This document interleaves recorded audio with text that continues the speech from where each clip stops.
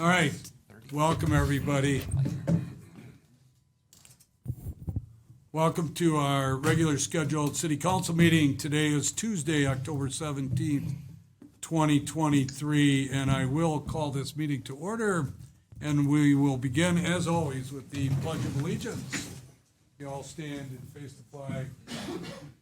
I pledge allegiance to the flag of the United States of America, to the republic for which it stands, one nation, under God, indivisible, with liberty and justice for all.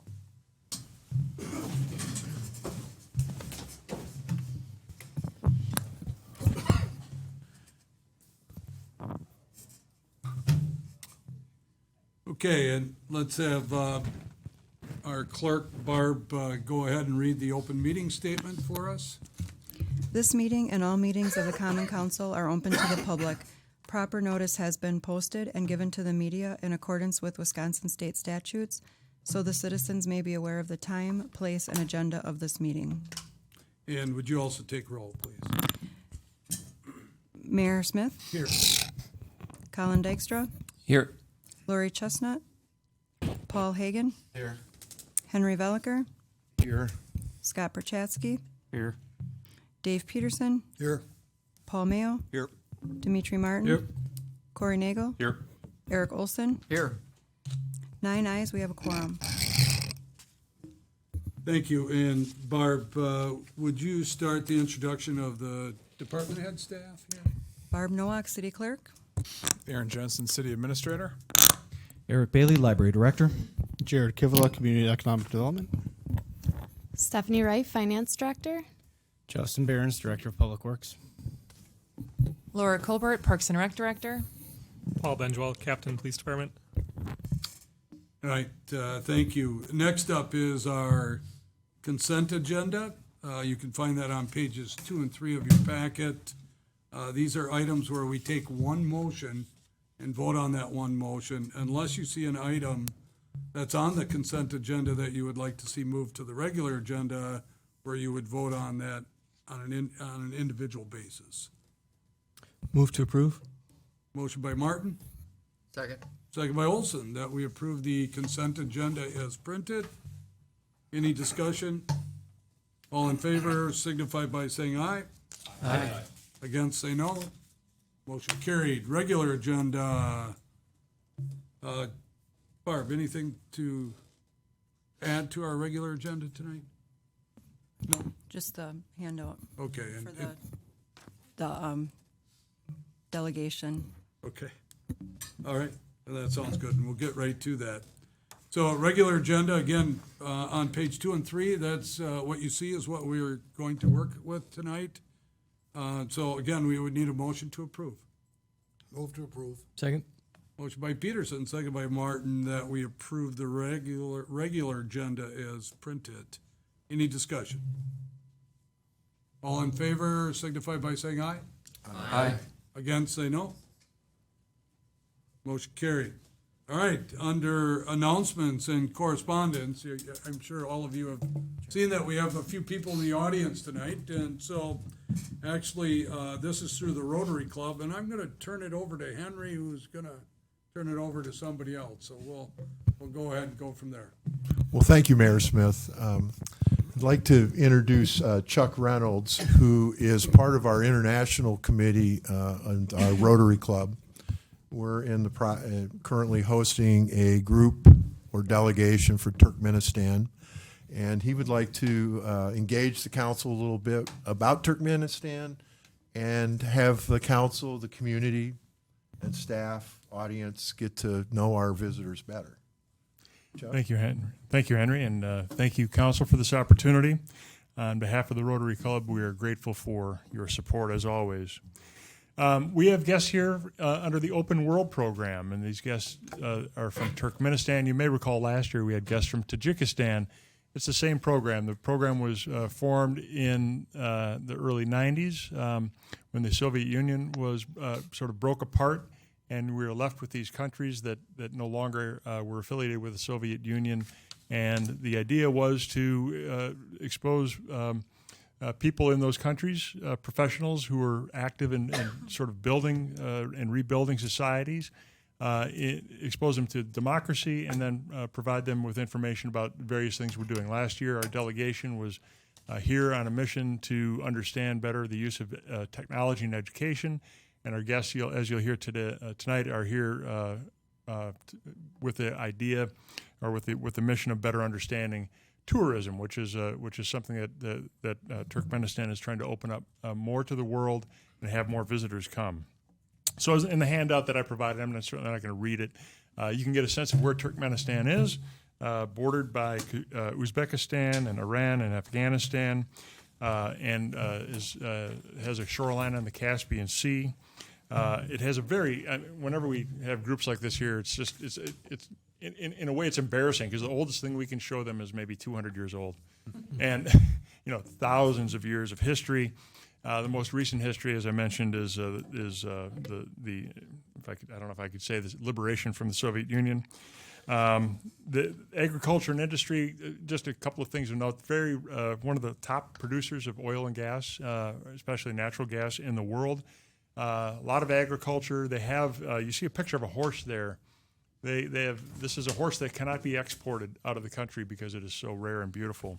And if you ever get a chance to just look up that horse and just Google Turkmenistan horses, and if you're at all into horses, you'll just be like, whoa, this is awesome. Mostly Muslim religion, but the Sunni Muslims. Sports, they've got a variety of sports. Soccer's quite big there. They've got a team that's part of FIFA. And then a number of places, if you were to go to Turkmenistan, that you would be fascinated to visit, including a lot of historical sites. And some of the delegates here, that's what they do. They work on historical sites, and they help people tour around their country and other stand countries, if you will. With that, I'm going to introduce, my pleasure to introduce Tatiana, who's been sort of marshaling the whole group and been helping translate, and has done a great job. Good evening. Thank you very much for welcoming our delegation from Turkmenistan. Let me introduce delegation members. Serdar Begishev, he's a private guide. Akaniyasa Gamaradov, the chief of the Department of Tourism under the Ministry of Culture of Turkmenistan. Gurban Gurbanov, senior director of the Peel of Asia Tourist Agency. Atagildi Durdeev, lecturer at Turkmen State University of Culture. Anna Sahat Anayev, private guide. And my name is Tatiana Komarova. I work for U.S. Embassy, Ashgabat, Turkmenistan. I'm facilitator for this group. Nice to meet you. Thank you, Tatiana. Want me to go ahead? Yeah, go ahead, Andy. Well, it gives me great pride to be able to read this proclamation in recognition of our group. You know, one of the tenets of Rotary is to promote international peace and understanding, and we're in a very delicate time right now in the world, and I can't think of any better way to try to build relationships and understanding. And I'll be the first guy to admit, when we learned of our delegation coming to Waupaca, I had to go to a map. You know, my thought of Central Asia was incorrect. The countries bordering Turkmenistan were not all the countries I thought they were. So I'm getting an education, learning a lot about cultural things, and it's quite amazing, and you've heard this, no matter where you're at in the world, we all value the same things. One of my guests his daughter's about ready to have their second child. And so he is monitoring almost hourly whether she's delivered. So the family's so big and important in their life, just like it is in ours. But of course, there's a lot of cultural differences, and we learn from each other. So it gives, it's a great opportunity to learn from each other. So I'll go ahead and read the proclamation, and then I think, Mayor, we are then going to go and take a picture. And they would like to present you with something. A proclamation. Whereas Rotary International and the Rotary Club of Waupaca support the promotion of peace and international understanding. And whereas the Congressional Office for International Leadership has created the Open World Initiative through funding provided by the United States Congress, and whereas the Congressional Office for International Leadership has awarded a grant to Rotary International for the purposes of providing opportunities for delegates from other countries to visit and learn from their American host. And whereas the Rotary Club of Waupaca has petitioned the Congressional Office for International Leadership Open World Program for an opportunity to be a host community, and whereas the Rotary Club of Waupaca has been successful in its outreach and are hosting a 6-person delegation from Turkmenistan in Waupaca from October 13 through 21, 2023.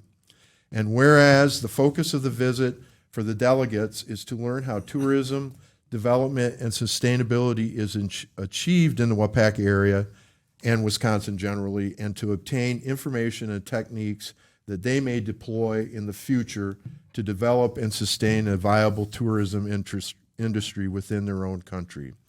And whereas it is a pleasure and an honor for the Waupaca Common Council to welcome our guests to Waupaca and wish them all the best during their stay here. Now therefore be it proclaimed on the 17th day of October 2023 in the city of Waupaca, state of Wisconsin, Brian Smith, Mayor. Nice. Hey, Henry, one of the big questions that I have right away is that, so you share with them coming here. Do we have Rotary members that also go to, for example, to this country? Not under the Open World program. Rotary used to have a program called Group Study Exchange, where you would exchange with another country. And we stopped doing that as Rotary International, I don't know, maybe 5-6 years ago. Open World is actually meant to expose other countries to our culture and our way of life as a way to sort of introduce them and in some ways help influence their movement towards Western values, quite frankly. And that's, again, post-Soviet period, it's meant to do that. So, Cool. yeah. Cool. Anybody have any questions or comments at all? So are we gonna do it? right here? I think So, council members, if you could just walk right over towards my desk and just stand right behind me, that would be great. You like them?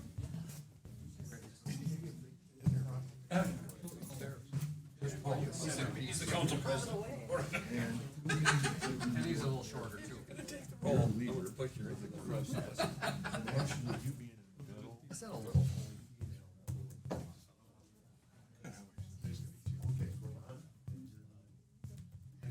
You guys want to move over this way? Go forward, too? The chair? Well, big picture, you gotta put the walls that way.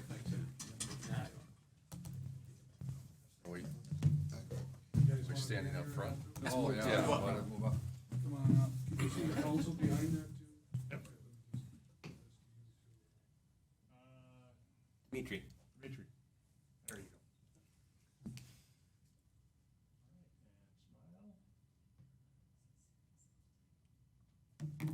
Thank you.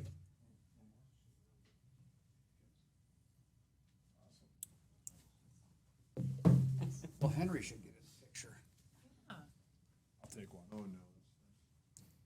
I'm in a lot of pictures because we take a picture after every panel, every activity. Henry, hold that. I'll take one. I can take here and I'll take it.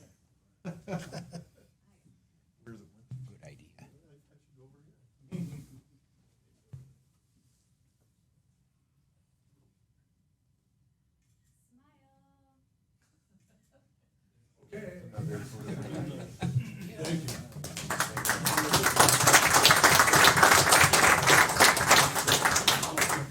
Not to be rude, but we're going to go to Danes Hall for dinner, so.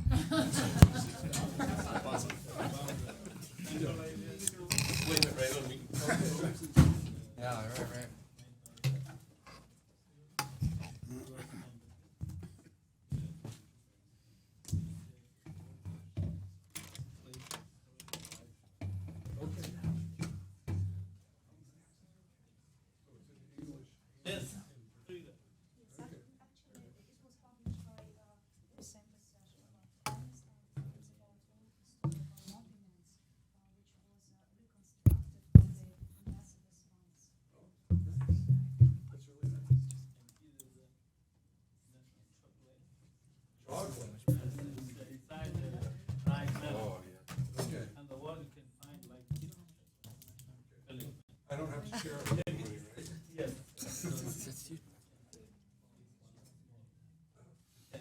Oh.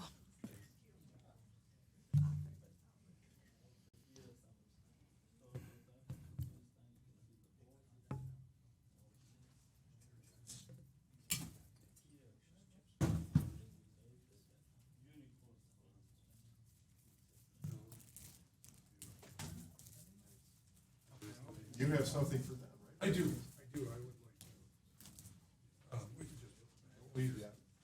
We'll put them on display here. We have, not quite as nice as what you guys, but you can put it right here. We have pins, our city pins, that we'd like to give to you. Thank you very much. I'd like to shake your hand, guys. Thanks. Thank you, yeah.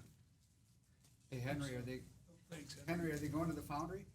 They're not on this trip because it's a tourism. Yeah. And the last group was more Thank you. technology Thank you very based much for coming. in We met education. the other and day. whole robot Yes, thing is part of that. All right. Yeah. This is extra. Yeah, thank you. Yeah. You guys will probably be. Thank you. Yeah, enjoy your trip. Take care. They're coming away, huh? See them tomorrow.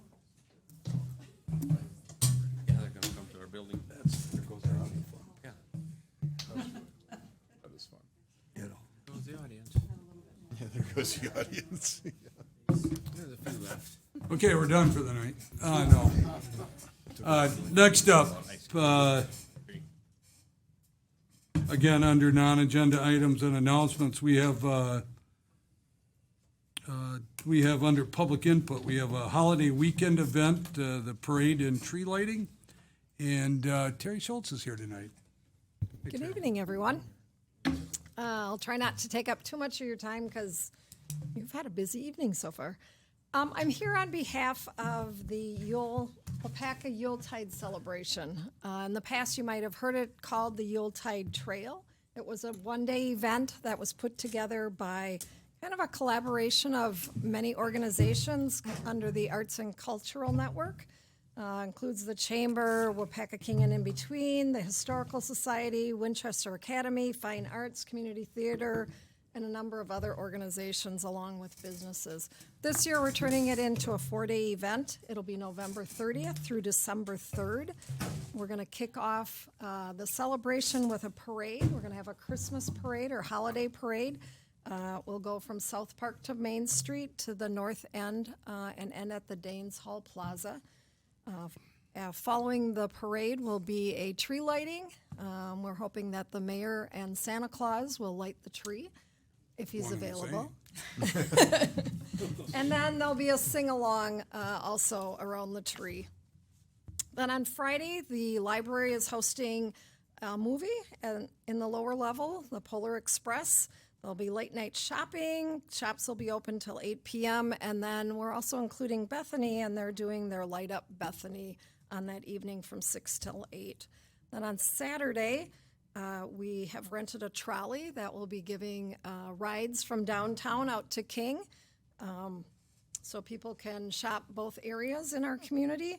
Along with that will be our cookie walk. So you can buy a historical tin and fill it up with cookies. There'll be 25 different retailers that will have cookies that they're giving away as a part of the tin, along with there'll be coupon books inside the tin also. Then at the library from 9 to noon, there's art activities, there's story time, there's going to be music. Different musical acts like the Madrigals will be singing downstairs here in the library. The town crier will be out wandering the streets, inviting folks to go shopping and letting them know about all of the activities taking place. We're hoping to have a Christmas tree display on the city square with a donation box just to kind of support the event, but also all the donations will go towards the downtown flower pots. Shopping will be open from 10 to 4. Again, 25 different places to stop and pick up cookies. There'll be an indoor farmers market at the Holly History Center. There's also going to be a story walk in the downtown area and one out in the King area. We're hoping to have carriage rides. People can hop on and have a carriage ride. Maybe And- sleigh rides even, huh? Might be some Well, snow. It could be. It's supposed to be a very snowy winter, I hear. Not Sorry, cold, but snowy. That's okay. Yeah. And then the Danes Hall is having a Christmas party for children. They're also doing a Toys for Tots collection. And then the Expo Center is getting involved, and they are doing their open skate on that evening on Saturday from 6:30 to 8. Then on Sunday, we're hoping to have a Christmas movie at the Rosa Theater. That's not been determined yet, but we're crossing our fingers. Shopping in the downtown and King area, and then again, the open skate at the Expo Center. So it's a full 4 days, lots going on, and we just wanted to make you aware of it. I think later on the agenda, there's some information about this event, and I think also at one of your next upcoming meetings, Marcy Reynolds will be here to ask about putting those trees on the city square. So we hope that you'll agree to all of that. So that's all I wanted to tell you, and I appreciate the time. Yeah. This is exciting. I mean, it comes at a, thank you, Terry, for that. It comes really at a great time, too, because, you know, we've, Main Street, I think, is officially complete now that the Rasmussen Park and next to the Danes Hall has been completed. I think it's 100% complete, is it, Justin? I'd say. Yeah. Okay. So, I mean, it's just a perfect time for this to happen, and it was always one of the more fun things. Not that we don't do all fun things, but that was really a fun thing to have in the past, so it's nice to see it come back again. Yes, agree. And Absolutely. sounds like it's So- gonna be a great time. And we hope that you'll come out for the parade on that Thursday evening. And of course, Santa Claus will arrive, so. Yeah. Okay, thanks for your time. Have a wonderful evening. Thanks, Terry. All right, this is still under public input. Is there anybody in the audience or council members or staff that would like to talk about something that's not on the agenda? Before we move on, I do want to tell you something that really was kind of cool that happened to me when I was coming in the side door tonight. There was a group of people that were here. They were here because their children were in some sporting event in town, and they had time in between, so they made the decision to come downtown and just walk around downtown, and they just, you know, it was a group of about 8 people, and they just said, "You have the most wonderful downtown, you know, that we've ever seen." And they're from Crandon, so, I mean, it was a really nice comment to hear. So we all deserve a little pat on the back for that, including our residents. It was really a group effort. So, Terry, thank you. Anything else? Let's go to community reports and department head reports. We have Ian Teal is here tonight. He's going to be reporting on WIGA Arts for the Waupaca Area Arts and Cultural Network. Ian, welcome. Hi, my name is Ian Teal, and I'm the Executive Director of the Waupaca Arts Organization, also known as WIGA Arts. We own and operate the Gerald Opera House over in Waupaca, which we purchased in 2007 and formed the nonprofit WIGA Arts. Thank you for allowing us to take this time to be here today in front of your council. As a side note, it was nice to see the Turkmenistan delegation. We had them over at the Opera House yesterday as our artistic director, as a Rotary member, and they got to see a little taste of our show coming up on Saturday during a rehearsal, so that was nice. Cool. So WIGA Arts is a member of the Waupaca Area Arts and Culture Network that is a result of the Waupaca Cultural Plan that was initiated in 2018. I'm here today representing the Waupaca Area Arts and Culture Network and to inform the council and thank the council for the continued support of the arts in our community. One of the newest signs of your support is the somewhat new poster case up in the lobby. This provides a highly visible way for everyone to see what is happening in the area, and thank you again for helping make this possible. WIGA Arts itself has several events coming up. this Saturday, we are presenting the premiere of an original play by Lila Salins, featuring original songs and music by Lila. And our largest annual event is the Waupaca International Film Festival, which is coming up November 8th to the 11th. As Waupaca has no hotels, we house all our filmmakers in Waupaca. We book rooms at the Comfort Suites and the Green Fountain Inn, and along with the filmmakers, other festival attendees generally stay in the Waupaca area and spend their money at other businesses here. At the festival, we'll be showing 56 films from around the world, including many with Wisconsin connections. And we're asking that the residents of Waupaca continue to support us, to be part of our audience, and to participate in our projects. WIGA Arts encourages youth to participate as part of our core mission, making new works in theater and film. We believe it is good for the community to have members that want to be part of writing, acting, in, and producing America's entertainment. Again, we are grateful for the support that Waupaca provides in so many ways.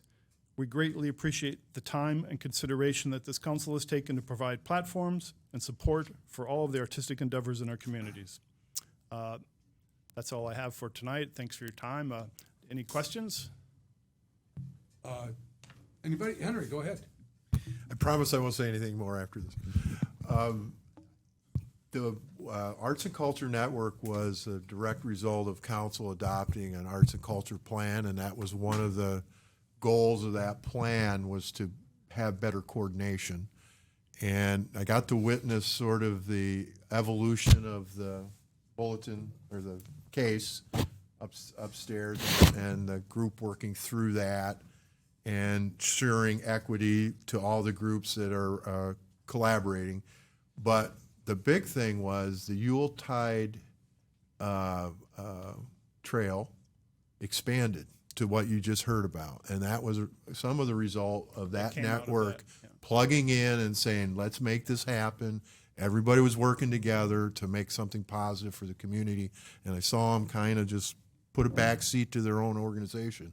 And I know some of the people that are involved are going, oh my God, are we biting off more than we can chew? But I think they're going to pull it off. So I think the network is really starting to show some real positive benefits. So yeah, being in Waupaca, we have our own holiday events, so we don't generally participate in that, but I have been in some of those meetings. But yeah. Thank you. It's like I say, it's great to have this group.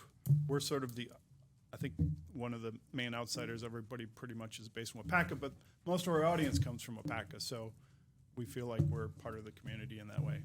And the support we get from Waupaca is terrific.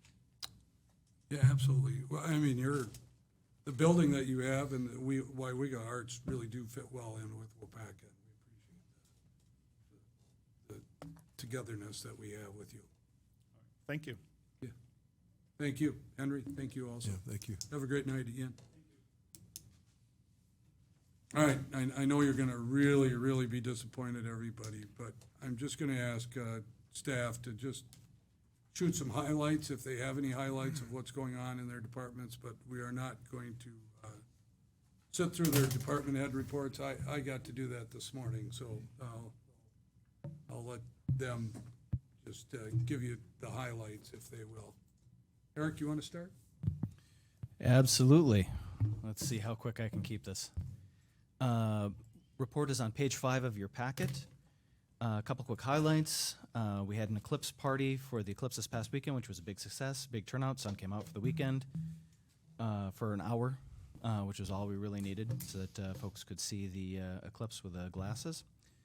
We just completed the first digitization of a batch of old newspapers that we had on microfilm at the library. The newspapers, local newspapers from Waupaca, dating from 1854 to 1917. So very interesting. It's going to be a centerpiece for our upcoming History of Waupaca exhibit in the exhibit room.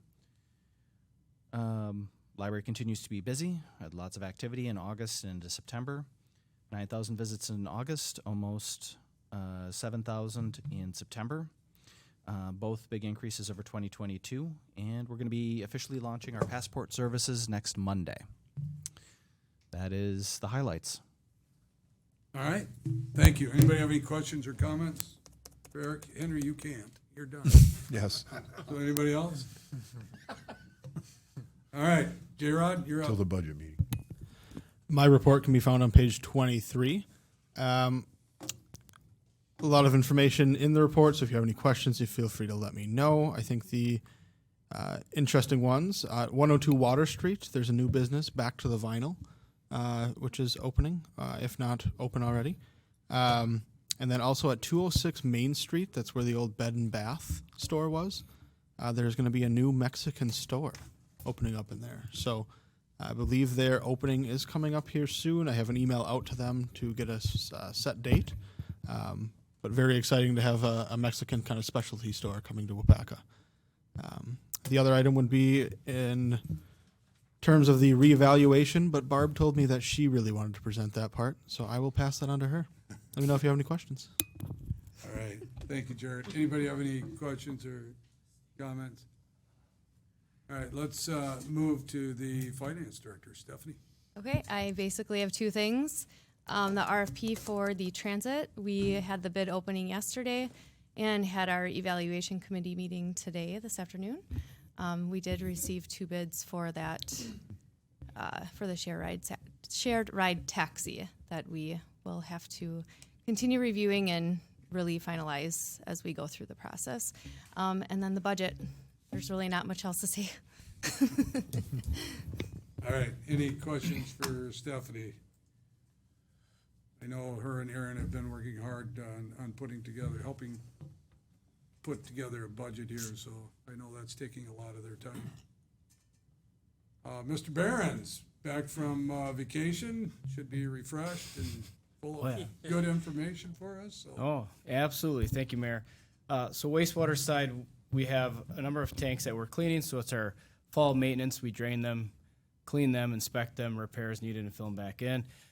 When we do that, it does sometimes produce excessive odor, so we apologize for that in advance, but it's something we need to do. Street side, we finished up our sidewalk replacement program, so that's done for 23.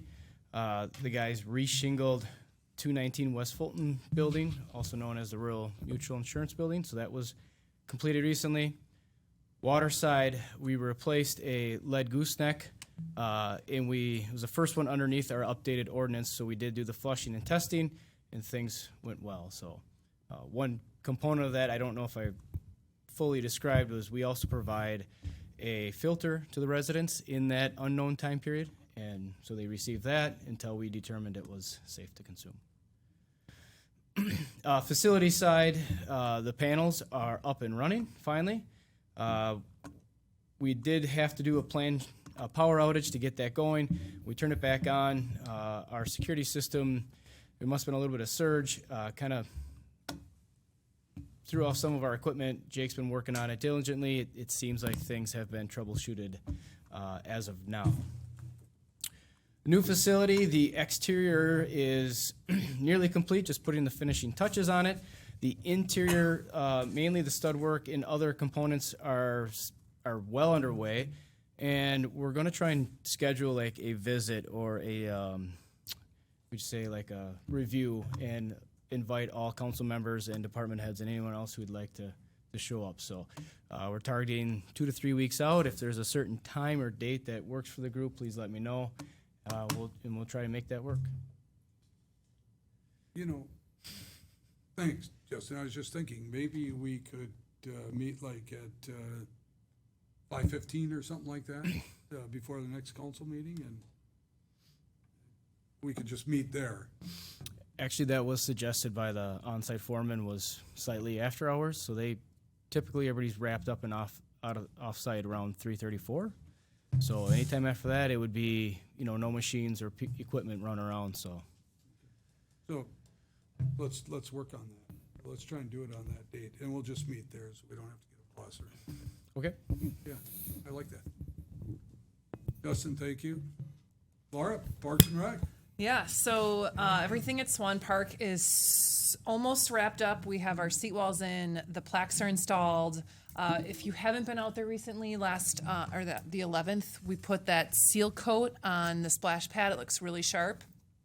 And then we still need one more layer just to make sure we have the slip resistant coefficient correct on that.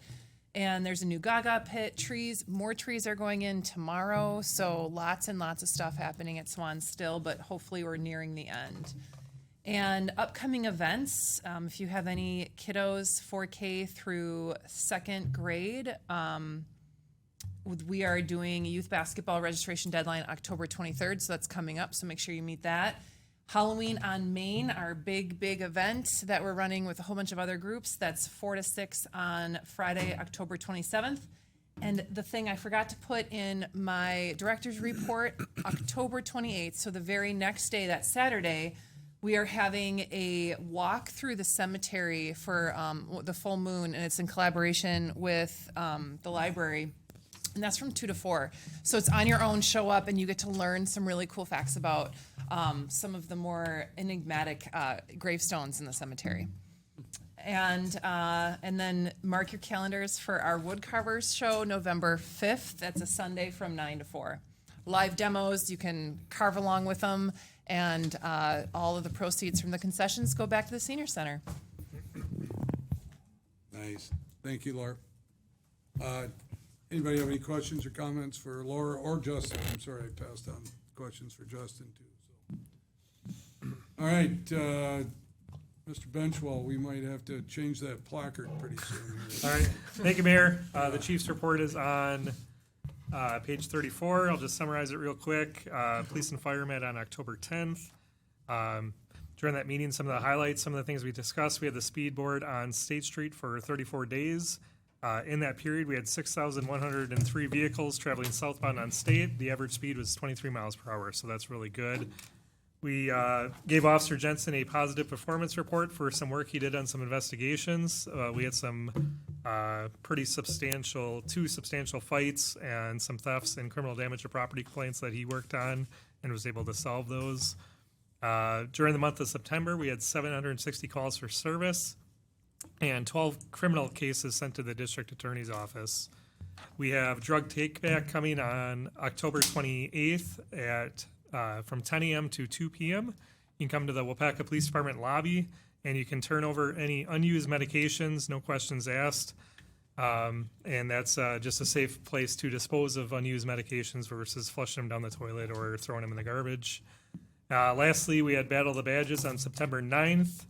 And the police department received a $5,000 donation from Drive Peterson. And the fire department won the first game, and the police department won the second game. So, thank you. Any questions? Oh. Try to go quick. Yeah, thank you, Paul. Anybody have any questions or I had comments? some caffeine before. All right, Josh. 2 weeks ago, we finished our broadband grant project, and that was upgrading 4 backhauls between tower climber schedules and stuff being on back order. It took a lot longer. I submitted all the paperwork to the state this week. The tower project between here and the Public Works building, I've applied for the first couple permits we need and am working with the company on some prep work to get that process going. Next week, we are doing our 2 gig upgrade with Spectrum. That happens on Thursday. And then if you go to the Waupaca Radio Facebook page, there's a nice picture on there. One of my employees, Wayne Netzler, who you saw at the last meeting, arranged a visit with a class at the CEC that does news writing and invite them to the studios. And we had a really nice visit with them. And we're going to be hopefully working with them a little bit on some news stuff and community media in the future. That's all I've got. All right. Thanks, Josh. Any questions, comments? Appreciate it. Barb, we know you have one item. Thank you, Mayor. My report can be found on page 41. As Jared said, the open book will be October 24th from 10 to 6 here at City Hall, down in council chambers. And then the Board of Review will be November 7th at 10 a.m. And the only other thing I have, SmartGov, we have the parking permits are now being able to be applied for online, and seems to be going pretty well for the people that have been coming in. Right. That's about it. All right. Any questions there? Aaron? Thank you, Mayor Smith. Just a few updates. Theta Care Plunge. There's a community Theta Care Plunge last Thursday. I was able to participate in. I want to recognize a couple staff members that put a lot of work into putting that on. First of all, the topic was social media and the impacts of social media on mental health. We had a great group of high school students that were a part of it, and we're kind of the subject matter experts. So it was really good to kind of go back and forth with them and learn from them throughout the day. But Patsy Survey and Garrett Colbert, both employees of ours, one in the library and one in the police department, are on that committee and did a great job putting that together. Conversations with interested parties in River North continue. I have some time, myself, the mayor, Jared, spending time on that over the last couple of weeks. Airport snow removal contract, wanted to touch on that. We did go out for bid for snow removal contract. We had some people that asked questions. We expected a couple to come forward with some proposals, and no one did. And we're kind of falling back on what we did last year, which was Clad Arrow. They did a very good job. The foundry was very happy. The users were very happy. And they actually saved us quite a bit of money comparative to past situations. So City Council will see something in November, the first meeting in November on that. Shared ride taxi, Stephanie mentioned it, but we did go through that. I want to give Stephanie a ton of credit. The budget and shared ride taxi, those are both very, very big projects happening at the same time. So staff, thank you for all your work with both of those. And then the last thing I want to mention is that Greg, grant writer Greg, is a Ruby Award nominee, which is recognizing the upstanding, bright, and young, I believe, is what it stands for. The Chamber of Commerce puts it on. And that award will get announced at a banquet on October 25th at noon. So congratulations to Greg, very well deserving. Just means he's under age 40, right? Yeah, I think so. Well, congratulations, Greg. Yeah. Good luck. Aaron, thank you. Any questions, comments for Aaron? All right, thank you. Let's go into new business. We have CAP services, we have domestic violence awareness, rural outreach, and we have rural outreach coordinator Adelina? Yeah. Adelina Sanchez here with us. Hi, thank you so much for your time today. Won't take a lot of your time, but first just want to explain CAP Services because not a lot of people know. So CAP Services is an action agency program, it's an action agency. There's over 24 programs, and I work with one of them. So the one that I work with is a family crisis center. We work with victims of domestic violence and sexual assault. So it is a free, confidential program for victims and survivors of domestic violence and sexual assault, as well as their support. So anybody that is supporting that person and just needs some extra support themselves, because some of those stories are really hard to hear, we are also able to serve them. So here today to help raise awareness a little bit and then also to make a request. So October is Domestic Violence Awareness Month. Purple is the color for Domestic Violence Awareness Month, so a request to turn the lights downtown to purple for October, and then April is Sexual Assault Awareness Month, so teal is the color for that, so to turn the lights teal for April. So that is a request that we are having, and then also, again, just to raise awareness. A lot of people in the community aren't aware of our program. There are many services we're able to offer people that come in for support, part of it just being support, but we can also offer court accompaniment when there has been an arrest made. We can assist with restraining orders, safety planning, and really just getting the person back to a safe place in a non-judgmental space. That's really, I guess, all I have. If anybody has any questions, I did bring some brochures. If anybody's interested in learning a little bit more about the program, it has a lot of information in there. Yeah, I mean, if you have some brochures, that would be great if you would leave them here. Yeah. I think we'd all be interested in seeing that. Thank you, Adelina. Thank you. So, Justin, as far as getting the street lights so that they are purple during the month of October, and then, what was it, teal in April, we can arrange that so that they are on certain times of the day, certain days of the week. I'll have to work with Josh on that, yes. But that's something we could certainly do. Yeah, If that's what the council wants, yes. that's what we want. I guess one more extra plug. This Thursday is National Wear Purple Day. So just in supporting victims and Can you survivors. just hop up to the microphone so people on TV can hear you? Yes. So- Thursday, the 19th, that's coming up in a couple days here, is National Wear Purple Day. So just supporting victims and survivors of domestic violence to wear purple. There are purple ribbons that we have out kind of throughout the community. The courthouse has a table. There's purple ribbons on the table as well as at the tech here in Waupaca. Okay, well, thank you. All right, next up, we have a professional development agreement between the City of Waupaca and Alliance Industries LLC and KMR Enterprises LLC. It looks like, Aaron, you are tackling that. Yeah, thank you, Mayor Smith. City Council members, you can find a memo on page 103 of the packet. This is something we've been talking about for the last several weeks, over a month, and it's the sewer extension that goes on Runway Drive that will serve Alliance Industries, as we better know it as. KMR Enterprise LLC is the land holding company. Alliance Industries is the employer. I do want to note, just really to summarize this,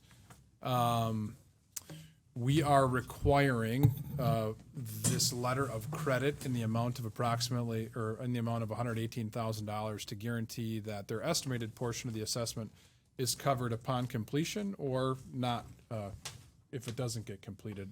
That is not the expectation. The expectation is that a $2.5 million approximate project does get completed, which would retain approximately 20 employees and potentially add 20 employees.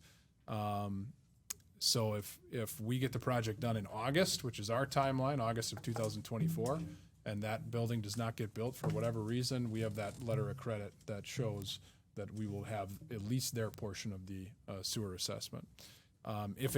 Because that's not an exact number yet, there is a clause in there also that says if it's a little more than that, they'll have to get invoiced. If it's a little less than that, we'll return that portion of it. So it'll still work out to be equitable amongst all the property owners. I do want to mention too, there was something that was uploaded to the packet. There was some last minute comments that came in from the attorney for the developer. Really nothing significant.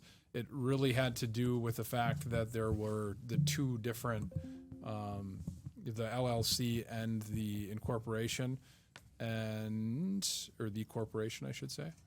And our attorney did review the changes, and he said he was completely fine and comfortable with the amendments that were made. So we would actually be voting on the clean version of what was uploaded to your packets this afternoon, which I have up on the screen right now. Any questions?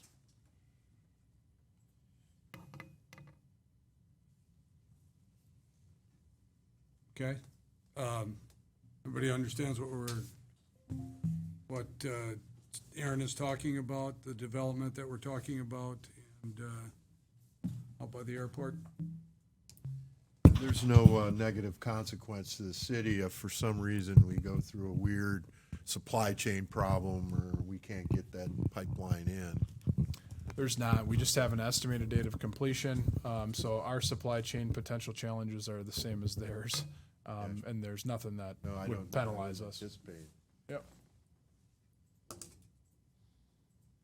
Anybody else? Any questions? Anybody want to make a motion? Make a motion to approve the development agreement between the city of Waupaca and Alliance. Alliance. Thank you. Yep. All right, we have a motion by Hagan, second by Nagel, was it? Yep. Go ahead, Corey. No, Corey got me. He beat me to the punch. Did he say anything? No. Okay, so it was you then. Somebody did. I just heard a voice. Or that's was all it I'm saying. Dave? Did you No, say? it was over here. So Fine with it. Henry, if you want to second it, that's great. All right. All right, second by Veliker, that we approve the professional development agreement between the City of Waupaca and Alliance Industries, and if you're okay, Paul and Henry, and it's also between this KMR Enterprises LLC. KMR, I think, is the real estate holder of that property. So, any further discussion? Barb will call the roll. Paul Hagan, Aye. Scott Perchatsky, Aye. Paul Mayo, Aye. Corey Nagel, Aye. Eric Olson, Aye. Colin Dykstra, Aye. Dave Peterson, Aye. Henry Veliker, Aye. Dimitri Martin. Aye. 9 ayes, motion carried. All right, thank you, Aaron. Next up, we have resolution number 1550. This is a resolution authorizing the City of Waupaca's application to the Transportation Alternatives Program through the Wisconsin Department of Transportation. And Greg is online there. He does have to make a correction there, so as you're going through this, he'll be making a correction to this resolution. And we have Greg online. You can all see him up on the screen there. So, hey, Greg, how are you? I'm doing good. Thank you, Council. Thank you, Mayor. So I am looking for a motion to approve a resolution to apply to the Transportation Alternatives Program for the pedestrian bridge. I know that I've come to you before with a couple of these resolutions. Some grant programs, this one included, require a resolution in order for us to submit an application. So this particular resolution would support the pedestrian bridge that is currently closed between Hidden Park and Riverview Rotary Park. This is a program that requires a 20% local cost share. The TAP program would provide 80% of the cost. The mayor alluded to a correction that needs to be made to the resolution. You'll notice in the last line of the whereas, the City of Waupaca's 2023-2027 capital improvement plan allocates up to $760,000 to replace the Riverview pedestrian bridge. That number is should be updated to, let me just pull it up. I'm sorry for the delay here. 390,000. So that's the only correction. That $390,000 that is allocated towards this project in the capital improvement plan would be more than enough to cover the 20% of the cost share. We're expecting this project to cost around $950,000. So the city's cost share would be well under that $390,000 that's currently allocated. One of the things too that I would add is that applying to the program does not at all obligate us to accept the award. So if we applied, were accepted, we would have the opportunity to reevaluate whether or not we'd want to accept that award, which we could do at a later date. So at this point, I'll take any questions from council before asking for the resolution to be approved. Anybody have any questions? Yeah, go ahead, Henry. I'm trying to go from memory, Greg, but are we trying to get money for the engineering piece of the work as well? Because that required us, I think, in the past to have to go through the whole procurement process for engineering. Yeah, we'd be looking at, I believe, design and construction. Justin, feel free to correct me if I'm wrong, but yeah, we would need to do like a procurement process for this. Yeah, and it just adds time. It's not that it's, unreasonable, because you can get money for it, but it just adds a lot of time to the process. Yeah, you're totally right on. One of the things that's nice about this program is that we would apply now and we would have up until the end of the state's fiscal year of 2028. So that's I think June 30th, 2028, to complete the project. So we would have a decent amount of time to do design and construction on this. Okay, go ahead, Dimitri. What are some of the benefits of this, and what is the anticipated demand for using this crosswalk? Yeah, that's a great question. So this has been, I think, something that pretty much every one of our strategic plans has identified as a priority. So reconstructing this pedestrian bridge is in our riverfront plan, or downtown plan, or bike and ped plan, and our comprehensive outdoor recreation plan. So it's something that a lot of our stakeholders for a lot of years have seen as something that they want to address. I know that I've had conversations with Laura Colbert, and Laura, feel free to chime in, where there's been a lot of community interest in seeing that bridge reconstructed. I think that it's fair to say that it's an eyesore in our downtown, and it could be something that is the exact opposite. A well-developed project could be something that becomes a kind of a magnet, drawing people into that area. I think that some of the other benefits would include, I think there's about 13% of Waupaca residents don't have access to a vehicle.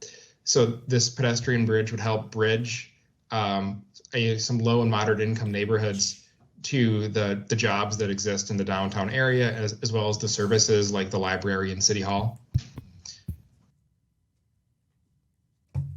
Thanks, Greg. Any other comments? Go ahead, Justin. I'll add, because I think Greg kind of sold himself short. He did a lot of work looking into the connection to the east side, which is the third ward, and to the downtown, and the benefits that would create for those people who do not have a vehicle, but then can walk then to their work, or to get groceries, or to even amenities. So there's definitely a strong correlation of this connection, and even continuing up to Fulton Street. So there's an economic benefit there. What it is exactly, I'm not sure, but there's certainly one there. Wait, Colin, go ahead. Some of the plans that I've seen have located a bridge a little bit farther down the road, or the river, I'm sorry, than where this one is located. The words used in this resolution are all construction. Part of this project, I guess, would be deconstruction or removal of the existing bridge. Is that correct? Yes. Yeah, you are correct. We would be looking at demolition here. And you're also correct that some of the plans have called for a alternative location, not the location that it's currently located in. That's something that Justin and I explored with Strand Engineering. They looked at the feasibility of constructing from right across from Rotary Riverview Park to, I believe that is, what is it, the street that's right across there? Session, yeah. So that was an idea that they kind of vetted, and for a couple of reasons, I think due to floodplain and then some underground utility work that was there, they advised against that location, and encouraged us to just replace it in its existing place. Okay, so so to clarify two things, the city wouldn't have to pay any additional funds if this goes through for deconstruction separate of this. That's a great question. I guess I'm not totally sure. Greg, let me answer that one. So removing and deconstructing a bridge is just an item within a construction project. Okay, great. Then the second point was it has to be at that location. So the alternate location, which Greg was talking about, the big issue there is just utilities that go underneath the river. We can't put a giant footing above that. It's just way too much of a risk. Okay, thank you. Thanks. Any other discussion on this? I have to tell you, we've been talking about this for forever. I mean, even when the bridge was open, we were talking about a different access there that would be, that one obviously is not handicap accessible, and we can't use it anymore anyways. And we do lose that connection to a part of our city that really could use that connection. So it makes a lot of sense, but it does not make a lot of sense without participation through a grant.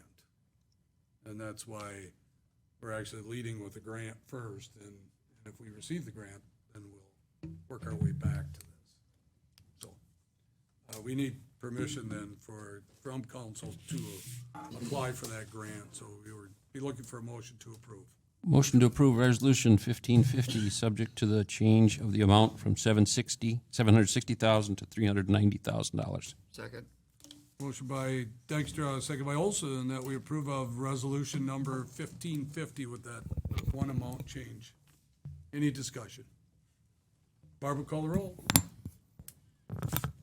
Colin Dykstra, Aye. Paul Hagan, Aye. Henry Veliker, Aye. Scott Perchatsky, Aye. Dave Peterson, Aye. Paul Mayo, Aye. Dimitri Martin, Aye. Corey Nagel, Aye. Eric Olson. Aye. 9 ayes, motion carried. Thank you. Greg, thank you. Yeah, thank you all. Next up, I'm going to turn this over to Paul Mayo. We have an appointment to the Parks and Rec Board. Thank you, Mayor. The mayor would like to appoint Mike Cook to the Parks and Recreation Board. At this time, I need a motion and a second to approve the mayor's appointment. Move to approve. Second. Moved by Olson, second by Peterson, to approve the mayor's appointment of Mike Cook to the Parks and Recreation Board. All those in favor say aye. Aye. Opposed, no. Motion carries. Back to you, Mayor. Paul, great job. Thank you. Next up, we have a certified survey map for 715 Hill Street. And Jarrett, that's you. Thank you very much, Mayor. This one can be found on page 116 of your packets. So this is currently a 3-lot,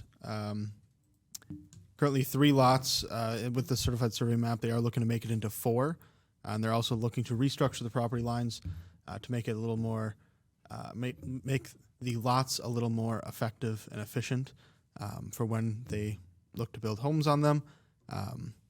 The property owners, there's a father-son duo that own these proposed 4 lots. The intent is for the son that currently lives in the house that is shown in Lot 3 to build, I believe, on Lot 4, and then they would look to sell the house. So this parcel division and lot line relocation is just looking to clean up the parcels, make them more developable, and make it so that they can build a new house and open up a current housing unit. So would be looking for approval. The Plan Commission did recommend approval, and I'm happy to take any questions if there are any. Again, Senate Planning Commission has recommended this to council, so we would be looking for a motion to approve. Move to approve. Second. Motion by Martin, second by Peterson, that we approve of the certified survey map for 715 Hill Street. Any discussion? Barbara, call the roll. Eric Olson, Aye. Corey Nagel, Aye.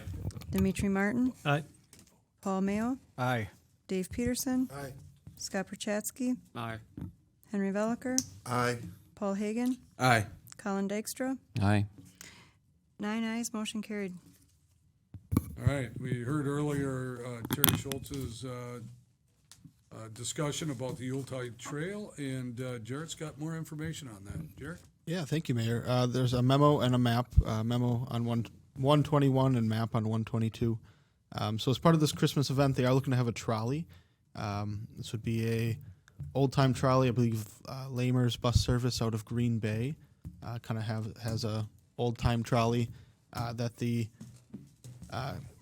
holiday planning group are going to rent out. It's going to come here for the day. It'll transport people to and from downtown and King, where there are shopping and cookie stops. So as part of that, they needed a place to have the trolley to drop people off and pick people up. They are, of course, figuring out the drop-off pickup location over in King with the town of Farmington, and then or private businesses, and then the best or the decided upon place that they would like to request is a pick-up and drop-off spot on East Fulton Street, just kind of right in front of the library. They figured that would be the best spot. That way people that are waiting could even wait in the library, underneath the awning, et cetera, by the building. So I figured that was the safest place.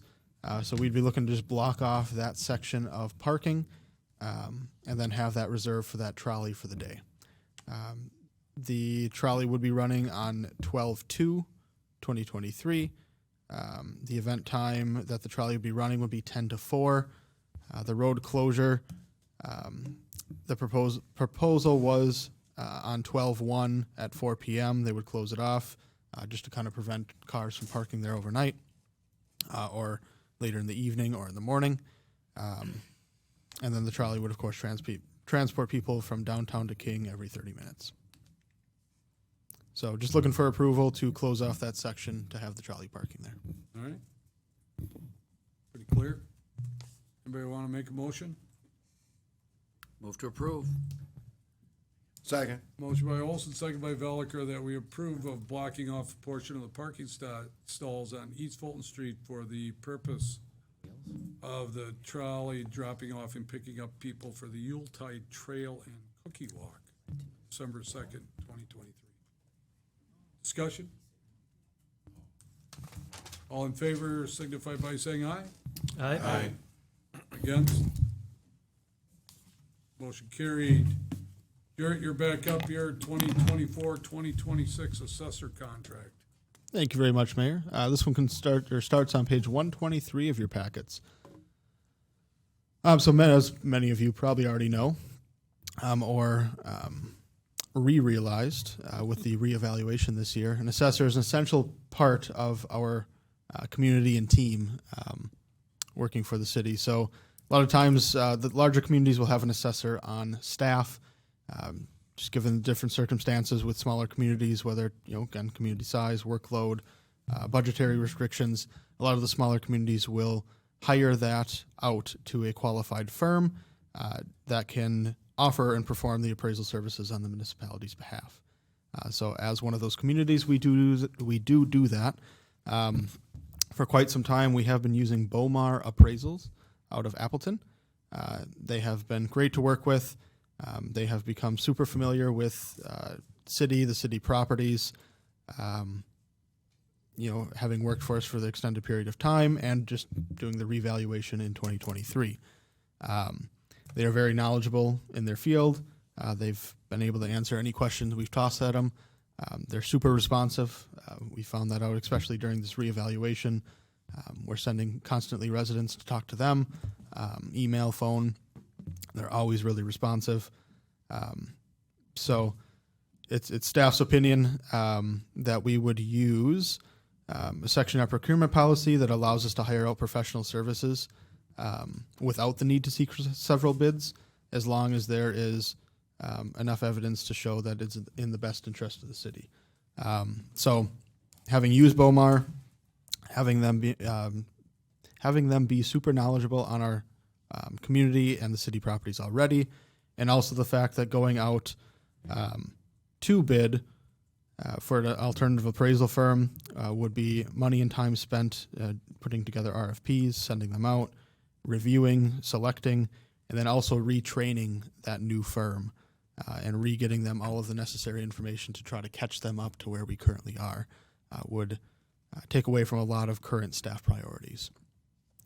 So recommended action from staff would be for the council to approve the 2024 to 2026 assessor contract with Bomar Appraisal, Inc. For the amounts outlined in their attached contract. Thanks, Jared. Henry, go ahead. Where are we at with personal property assessment? I thought they were talking about eliminating it or doing anything. Is that still required?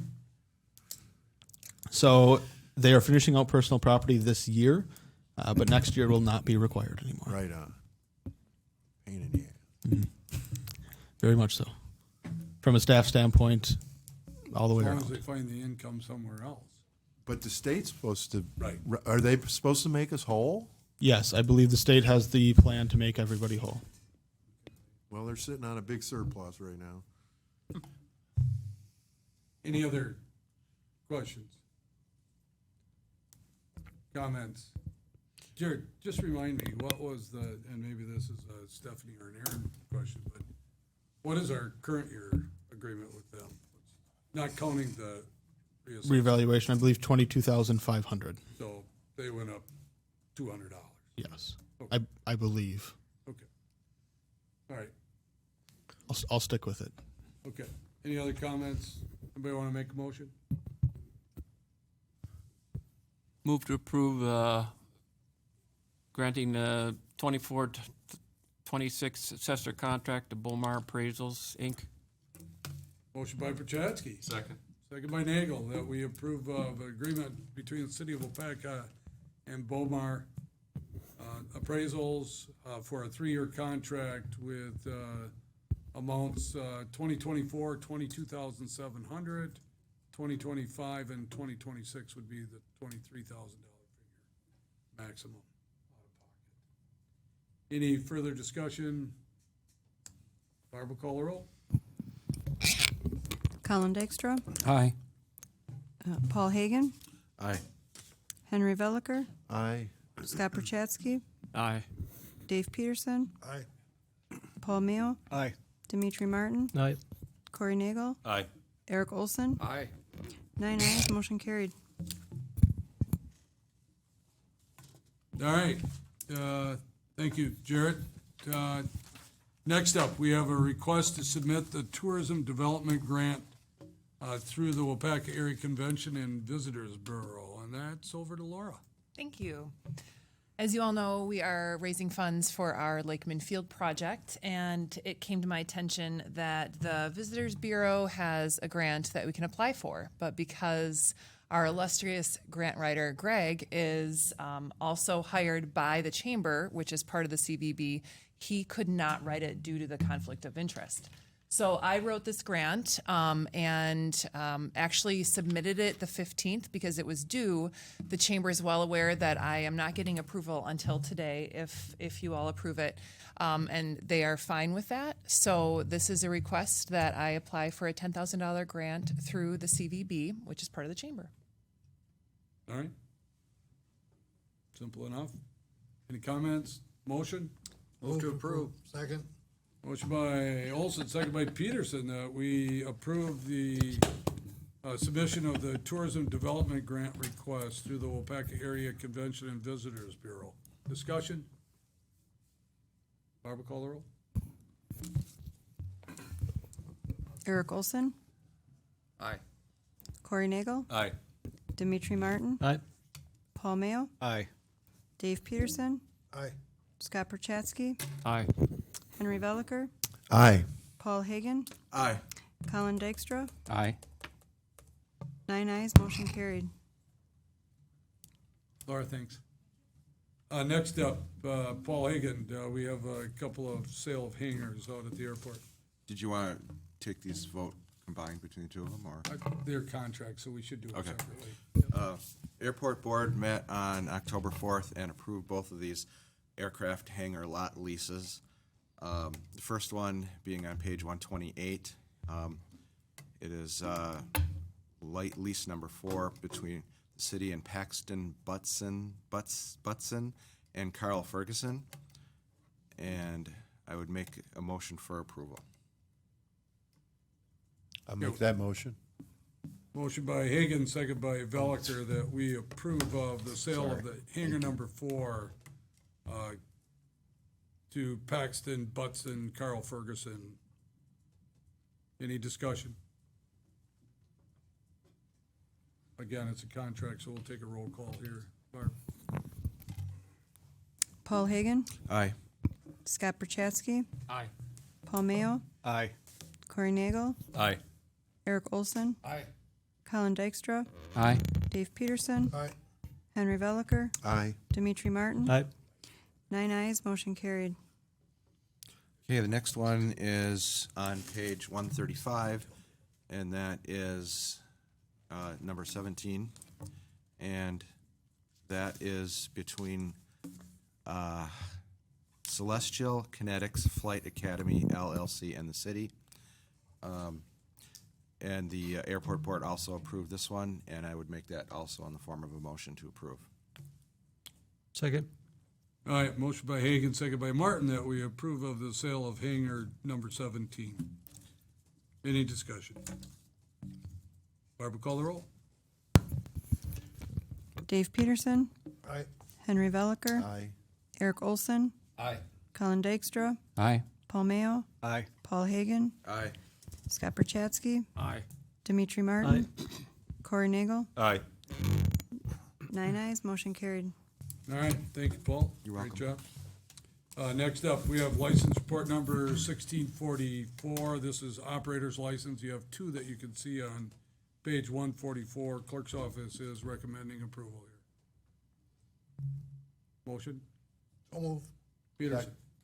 Motion by Peterson, second by Veliker, that we approve of license report number 1644. Any discussion? All in favor signify by saying aye. Aye. Against, say no. Motion carried.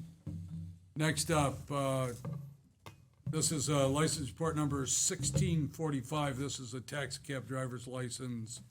And again, clerk's office is recommending the appointment of this one individual. So we need a motion to approve. Vote to approve. Second. Motion by Olson, second by Martin, that we approve of license report number 1645. Any discussion? All in favor signify by saying aye. Aye. Against, say no. Motion carried.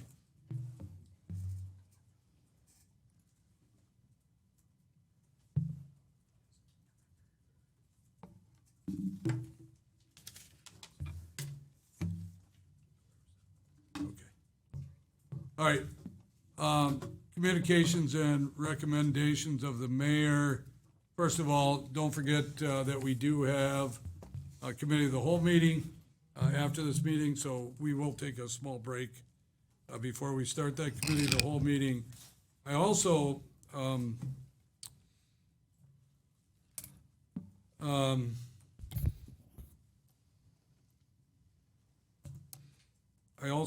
want to just give you an update on Lori, Councilperson Lori Chestnut.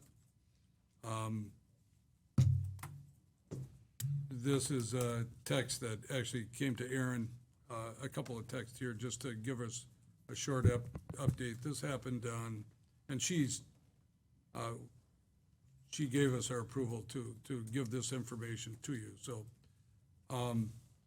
this was on Saturday, actually, and this was from her daughter-in-law. And they were at the ER with Lori, and they will be admitting her to the hospital. They have found extensive cancer in her liver, and she will be following up with a specialist. I will update you as they know. They reached out. She reached out. The daughter-in-law again reached out to Aaron again today, and said, unfortunately, we are now looking at continuing her care with hospice and setting up her care plan. So prayers for Lori, and we certainly do miss her. So sorry for the sad news, but I felt like you needed to hear that. We would be looking for a motion to adjourn. Move to adjourn.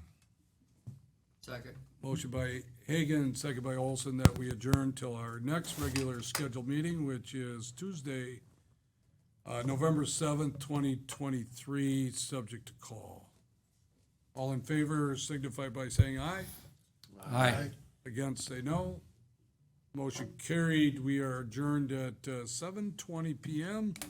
We're going to start at 7:30 sharp. Committee of the whole meeting. Before that, I have another story to tell you.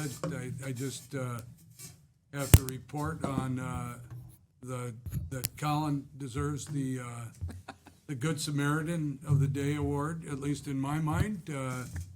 My son had purchased a new chair, and I was helping him get into his house, and Colin drove by and goes, "You guys need any help?" And I go, "Oh yeah." So he stopped and helped, so that was pretty awesome. Thank you. Yeah, so thanks, Colin. My pleasure. Yeah. All right, let's go ahead and start the committee of the whole meeting. I'll call that meeting to order. Today is Tuesday, October 17th, 2023. In attendance are the same members of council that were at the regular agenda. We need approval of the agenda, which is just a workshop for you to see the first review of the budget. So, Move to approve. Second. motion by Hagan, second by Martin, that we approve of. Corey, I'm sorry, Corey. That was not me. Nagel, Martin. Sorry. We might have to separate you two. You do sound a little bit the same to me. Motion by Nagel, second by Martin, that we approve the agenda for the committee of the whole meeting. Any discussion? All in favor signify by saying aye. Aye. Against, say no. Motion carried. Before I hand this over to Aaron and Stephanie, I just want you to make sure we understand that this is a review of the proposed budget. Obviously, you know, we're gonna give you ample opportunity to go through it, because we're not looking for an approval actually until the 24th, is it? 21st?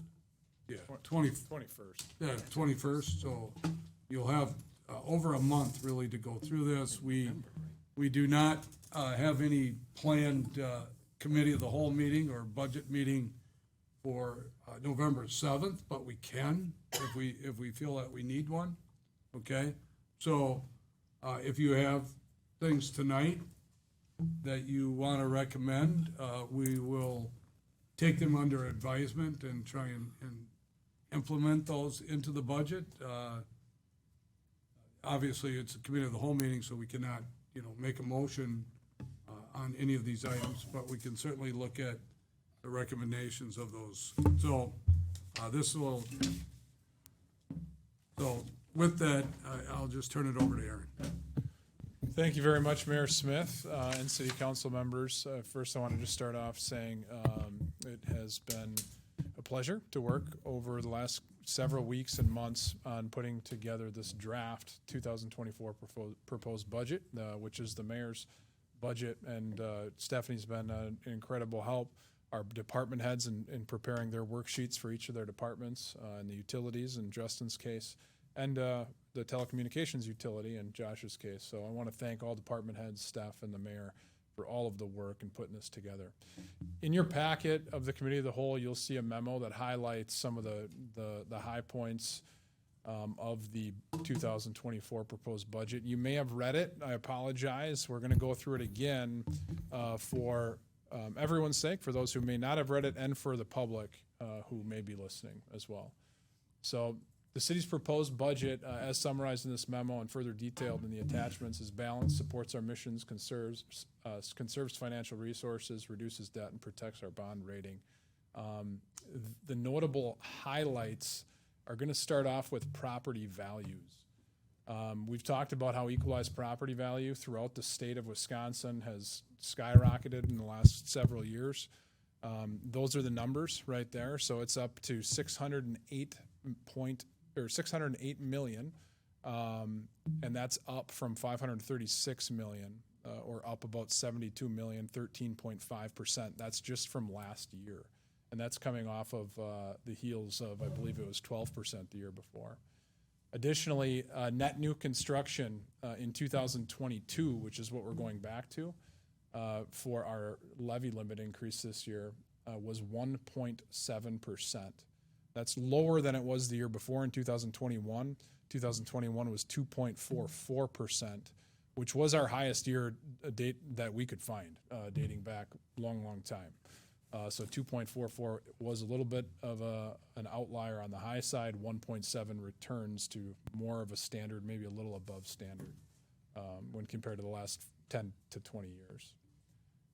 We'll get into what that amounts to as far as our general fund levy later on in this document. Due to our revaluation, our assessed value has also increased. We had not had a revaluation since 2007, I believe it was, long time.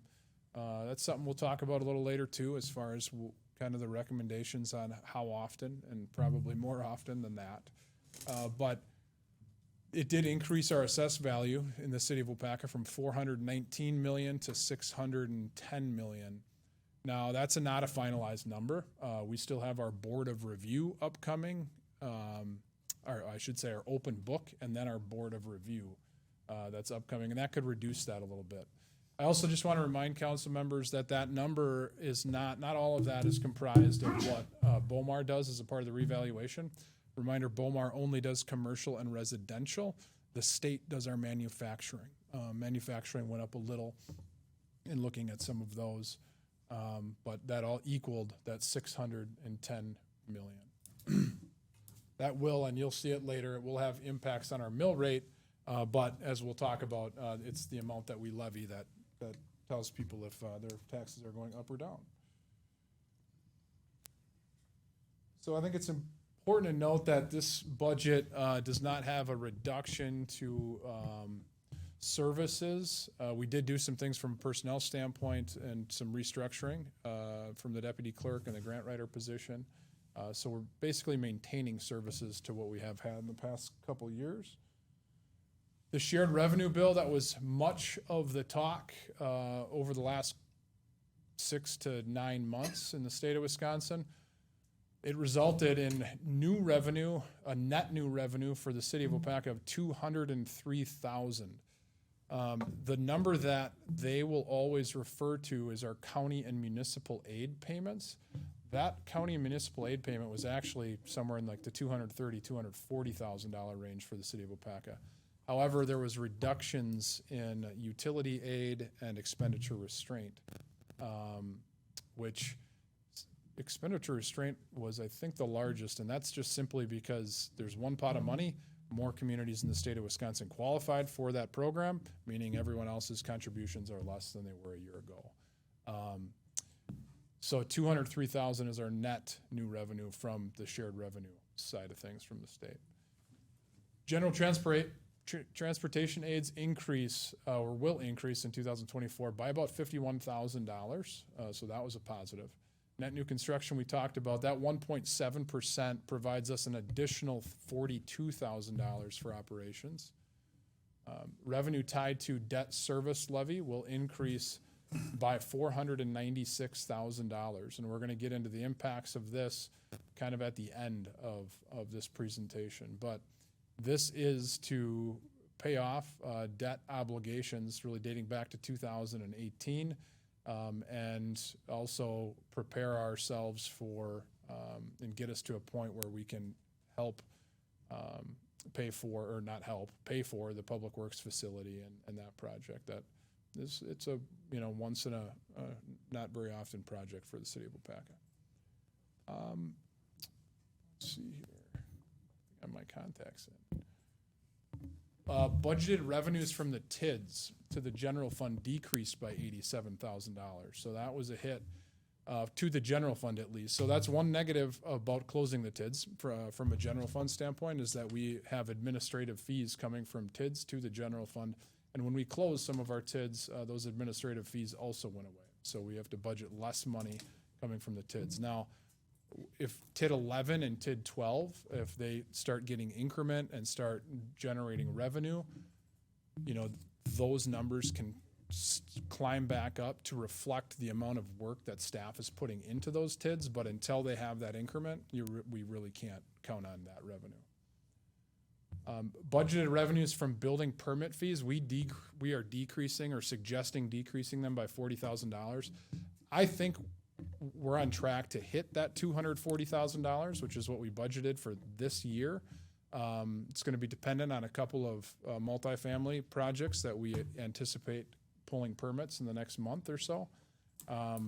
But with interest rates doing what they're doing and climbing, and not really a forecast of them going down, we're going to decrease that a little bit just to be conservative from a building permit standpoint. Notable increased expenses in our general fund, transfer to debt service fund.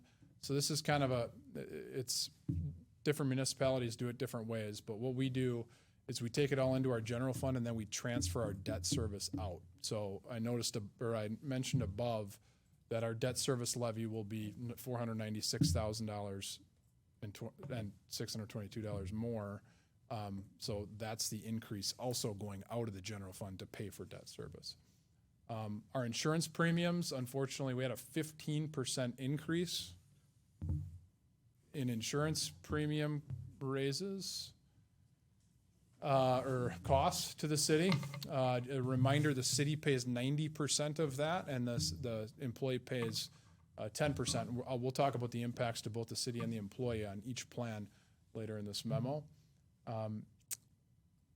I have not heard of many municipalities that haven't had at least a 7 to 8% increase. I've heard as high as 24% this year. I believe that was Wisconsin Dells. 15 is not what we want to see. Obviously, it does feel like it's not a sustainable thing, and we are talking to our insurance broker about that.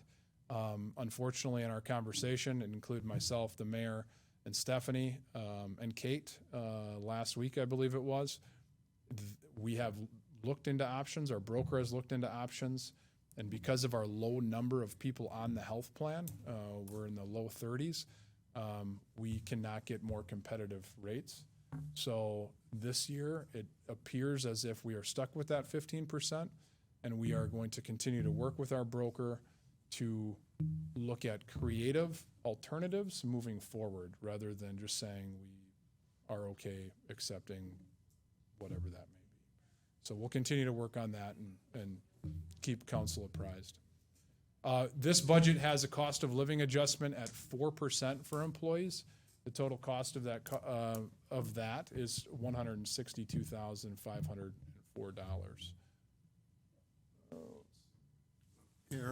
Aaron, is that just the general fund, or does that include just the general fund? That is just the general Oh, fund. the tax supported. Correct. Yeah, thank you. Yes, good question. Yep, utilities will handle that share of that percentage.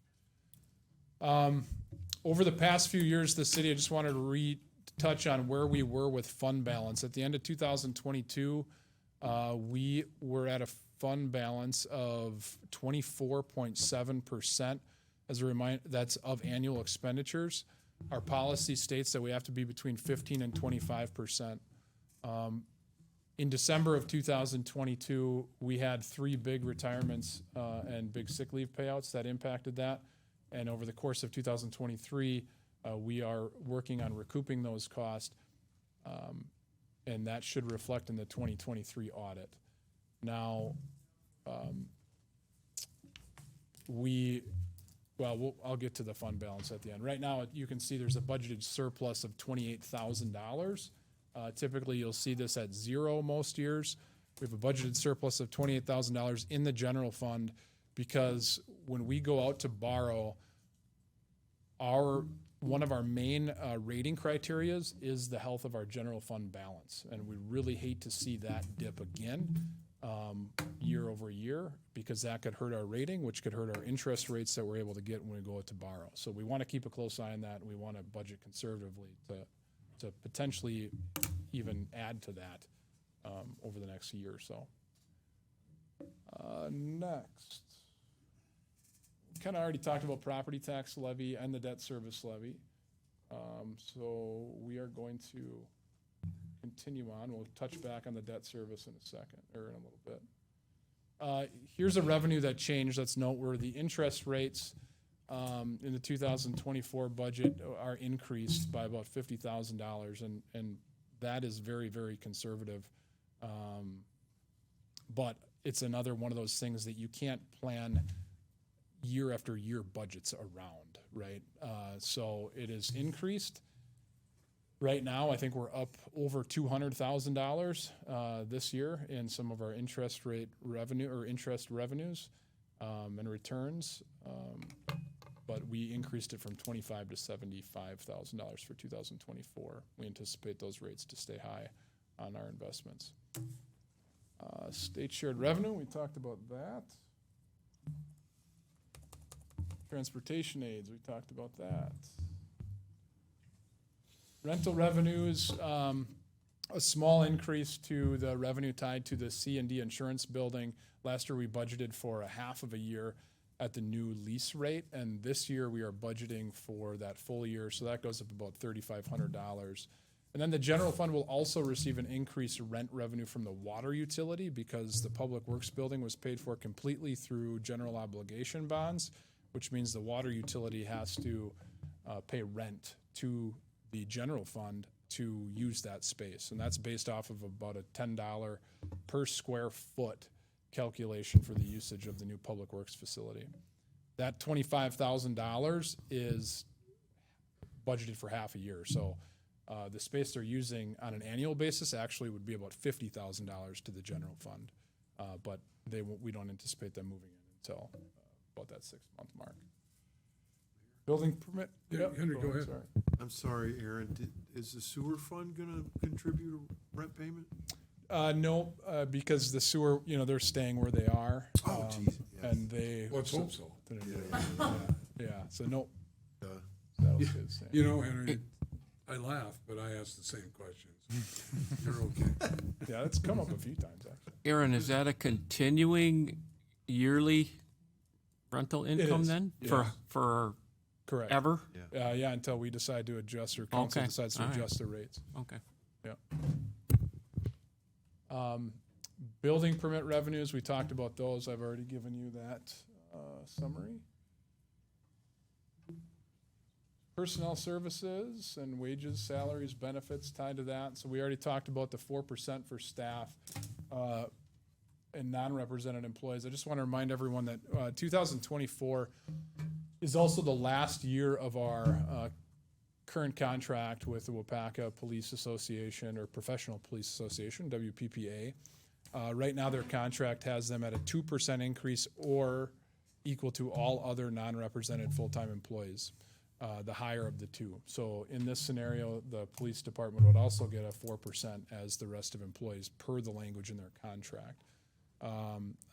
We've already talked, we do anticipate opening up negotiations early in 2024 rather than, waiting till summer or August for that next contract.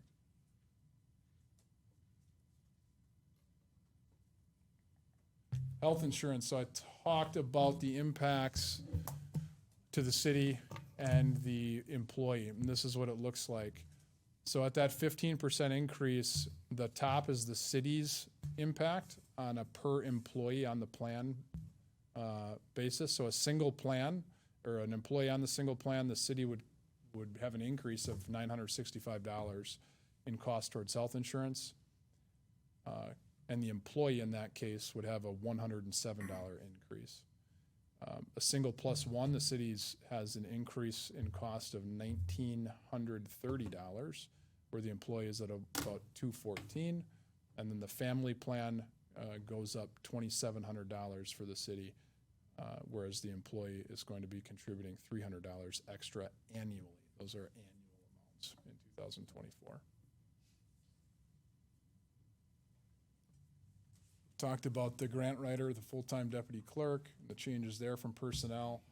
That's about it. WRS cost, very minimal change, but it did go up. So costs increased by 0.1% from 6.8 to 6.9. That's both on the employee and the employer side of WRS. Ambulance services are going up approximately 2%. $1,725. That is largely due to a reduction in population at the veterans home. They've gone from 700 plus to 300. And the way that our equation works in our consortium is that it's based on a per capita. And when that got reduced in Farmington, that cost got split up throughout the consortium. And that is really the primary reason for that $1,700. The fire department is currently a part of some pretty big conversations. They're having conversations at the fire district level about a full-time employee. And the cost to us is actually pretty minimal, the budget that was submitted, because they do have some reduction in expenses as well going full-time. And the details of that full-time staff member are not known yet. They'll have to still work through that within the district. But right now, we're projecting an $1,821 increase for fire district.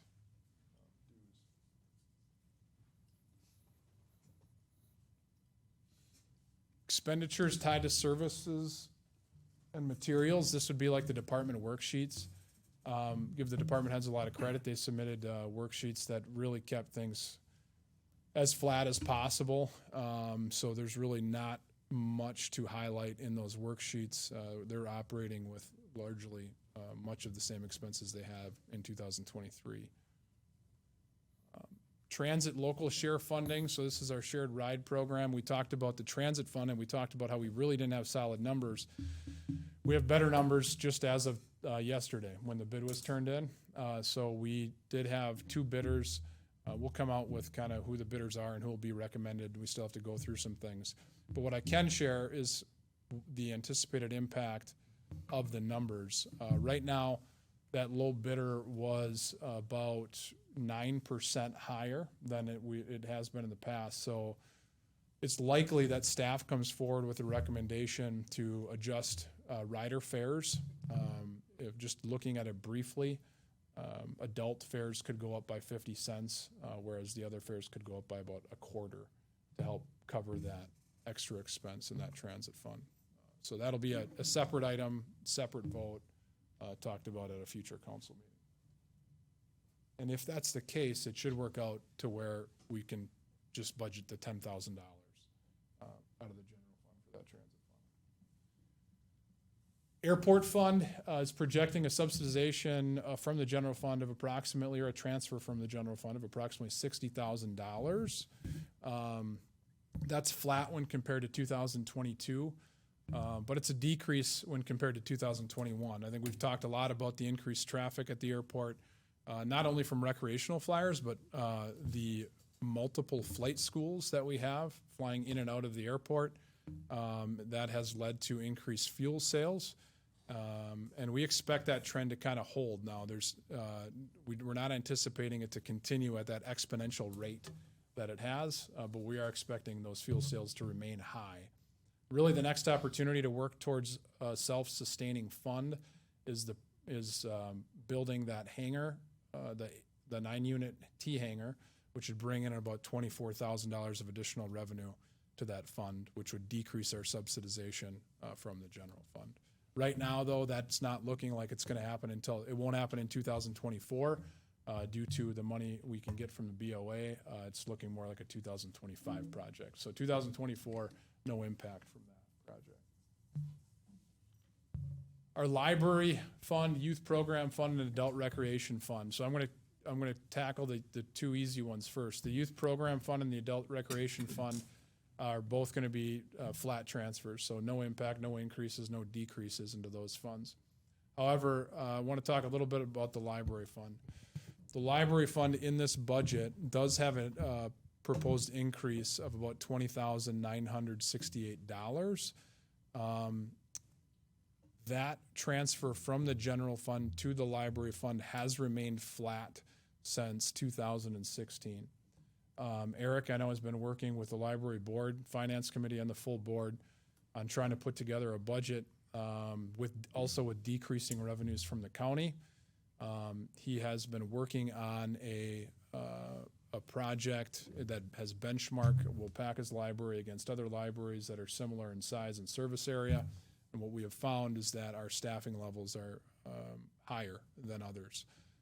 Through some attrition, Eric has a strategy to kind of move closer to the standard staffing levels, but that takes some time, and there's going to be a couple of longtime staff members that are expected to retire at the end of this year. Knowing that Eric and the library board are moving towards more of those standard staffing levels, there was kind of a scenario in which he put together a budget that couldn't, it was going to be 2% for all library staff members as far as the cost of living increase, and it was going to potentially have reduced hours, or it wasn't going to potentially, it suggested to have reduced hours in the library. So what this additional increase to the library does is it allows them to retain the hours that they have in 2023. And it also allows their staff the 4% as everyone else instead of 2% versus the 4%.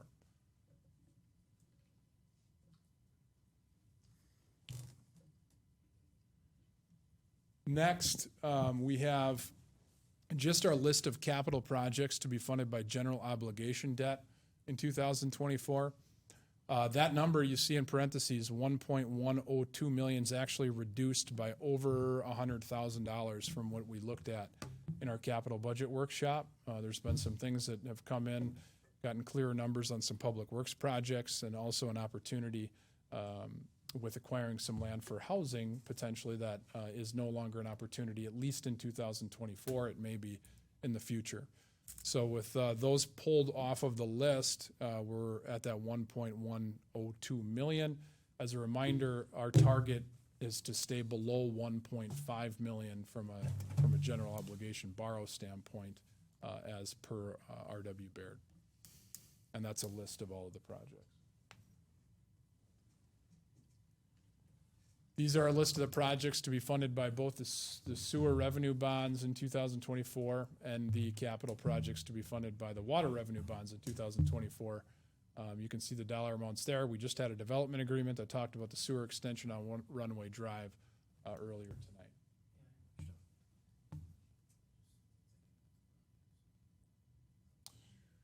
I think it's also important to mention that there is a decent amount of costs being covered outside of borrows that's taking care of capital improvements. There has been reserve funds that are built up through basically two different revenue sources. One is our what we call our basically our credit card rebates, and then also our equipment sales replacement. So when an old truck gets sold on Wisconsin Surplus, that goes into a specific account. Same with the police car, same with other departments.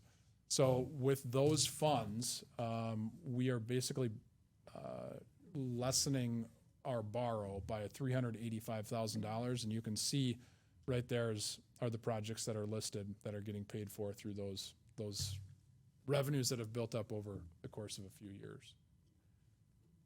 Capital projects that are also partially funded through donations in 2024 is the Lakeman Field Lights. I know Laura and Josh and the Parks and Rec staff have already gotten over $110,000 worth of commitments. I know potentially expecting maybe some in-kind that would help. And some grants that are still out there that have yet to be decided on.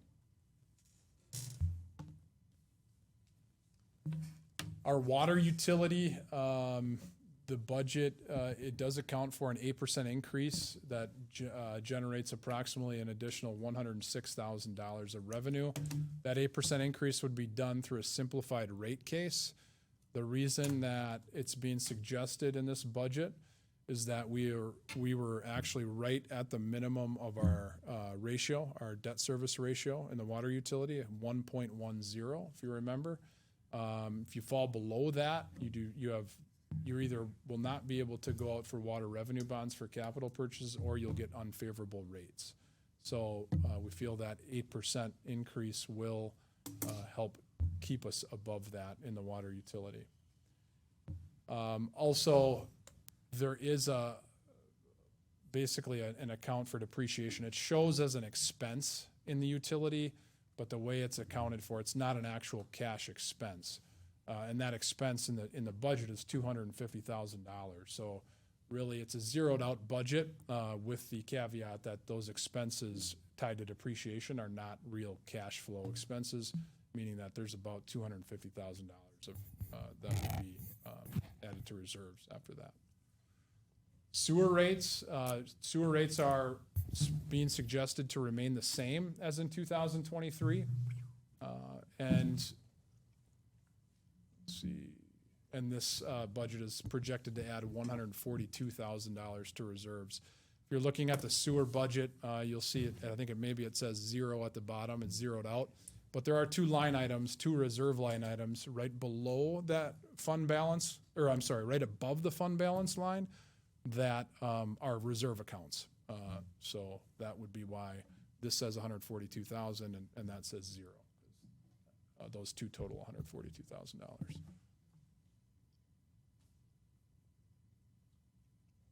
So we've talked about our general fund balance and our policy and the importance of that number in getting rated for our bonding.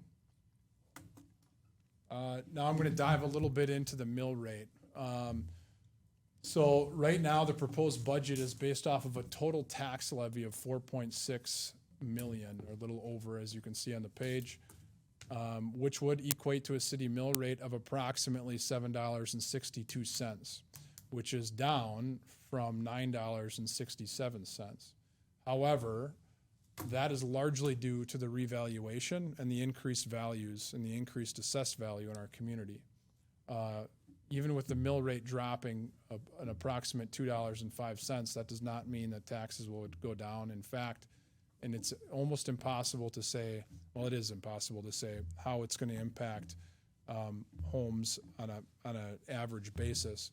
But if I'm going to take a $250,000 home, for example, and if that $250,000 home increased at the exact average of the revaluation of the whole city, that $250,000 home would have about $202 increase in city taxes.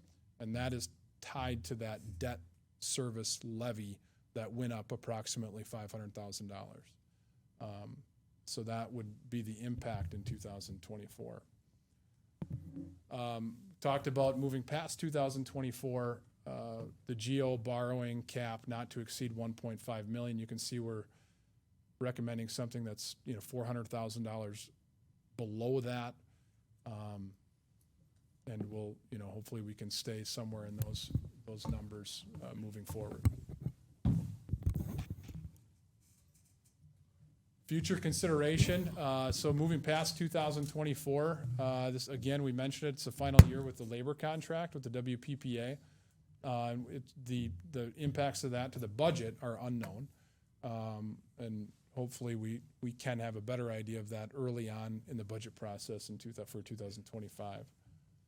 Also, we did talk in our personnel committee, a wage analysis proposal was discussed. We've had a lot of conversations, the mayor and I, since that time, and we're still discussing it. We're just trying to get our questions answered before we bring it back.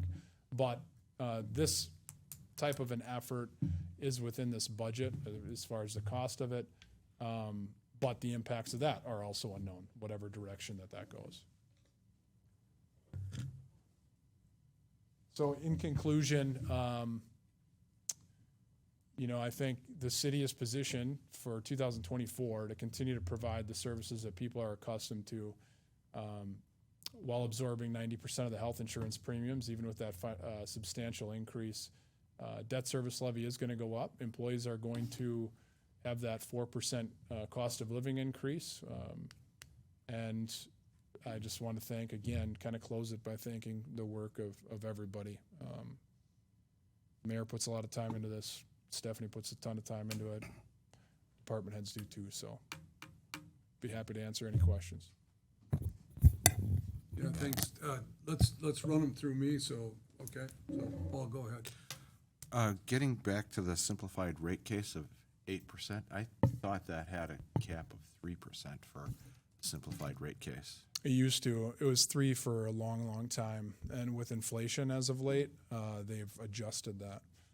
So it's been 8 for about a year, over a year potentially. All right, thank you. Well, and when you say cap, you don't have a choice. You do the simplified rate, you have to do 8%. You can't say, oh, well, that's too much, we're going to only do 4%. You have to do what they tell you to do with that. Yeah. Right. Thank you. Scotty? Aaron, remind me, is the debt service levy not under the rules of expenditure restraint? Is that true, or how is? That's correct. Yes, Okay. Debt service levy is not. Okay. Right. Yep. Henry, go ahead. Mayor, would you prefer that we just do like a round robin and come around? Because I've got like 4 questions. You I do? don't want to dominate just take one and come back Sure. around? Okay. Sure. First off, I think the fact that the mayor is heavily involved in the budget, has a great understanding of our operations, just makes this process much better for all of us. So thank you for putting the effort in. You don't have to do it. And it could be a real slugfest if we did it any other way. So I appreciate that you take that time, because I'm sure it's not easy to do that. So that's a comment. It's not a question. Thank you. Question. I'm going to make the case for the transit to my fellow council members. That $10,000 levy to the transit, like the library fund, has not increased. I don't know exactly, but it's every bit 5 years, and it could be 7 years. The fare increase, I don't know when's the last one we did, but I hope we'll be a little balanced in that. It looks like you've got about a $24,000 general fund reserve budgeted. I hope we could find a little money there to maybe up the levy to help our people using the taxi. We all got to have a sense of the folks that use it, and I would hate to put the burden of any cost. And as you guys know, we pay $10,000 on a service that's over $600,000. I don't. There's no better deal than the city gets than that transit. So I would ask you to consider that when you finalize it. Aaron, Stephanie, can you guys put together a number for us if we did not raise fees, what we would need over and above that 10,000? Yep. If you could. I thought I looked at that today, but I will get it wrong, so I'll double check it and Yeah, come back to just you. let us know. That would be great. Yep. Colin, do you have a question? Oh, unless Henry's got more.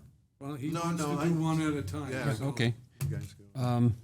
You had talked about the state shared revenues and broke it into the three. I guess everybody is familiar with this expenditure restraint program, but for me, it's kind of new.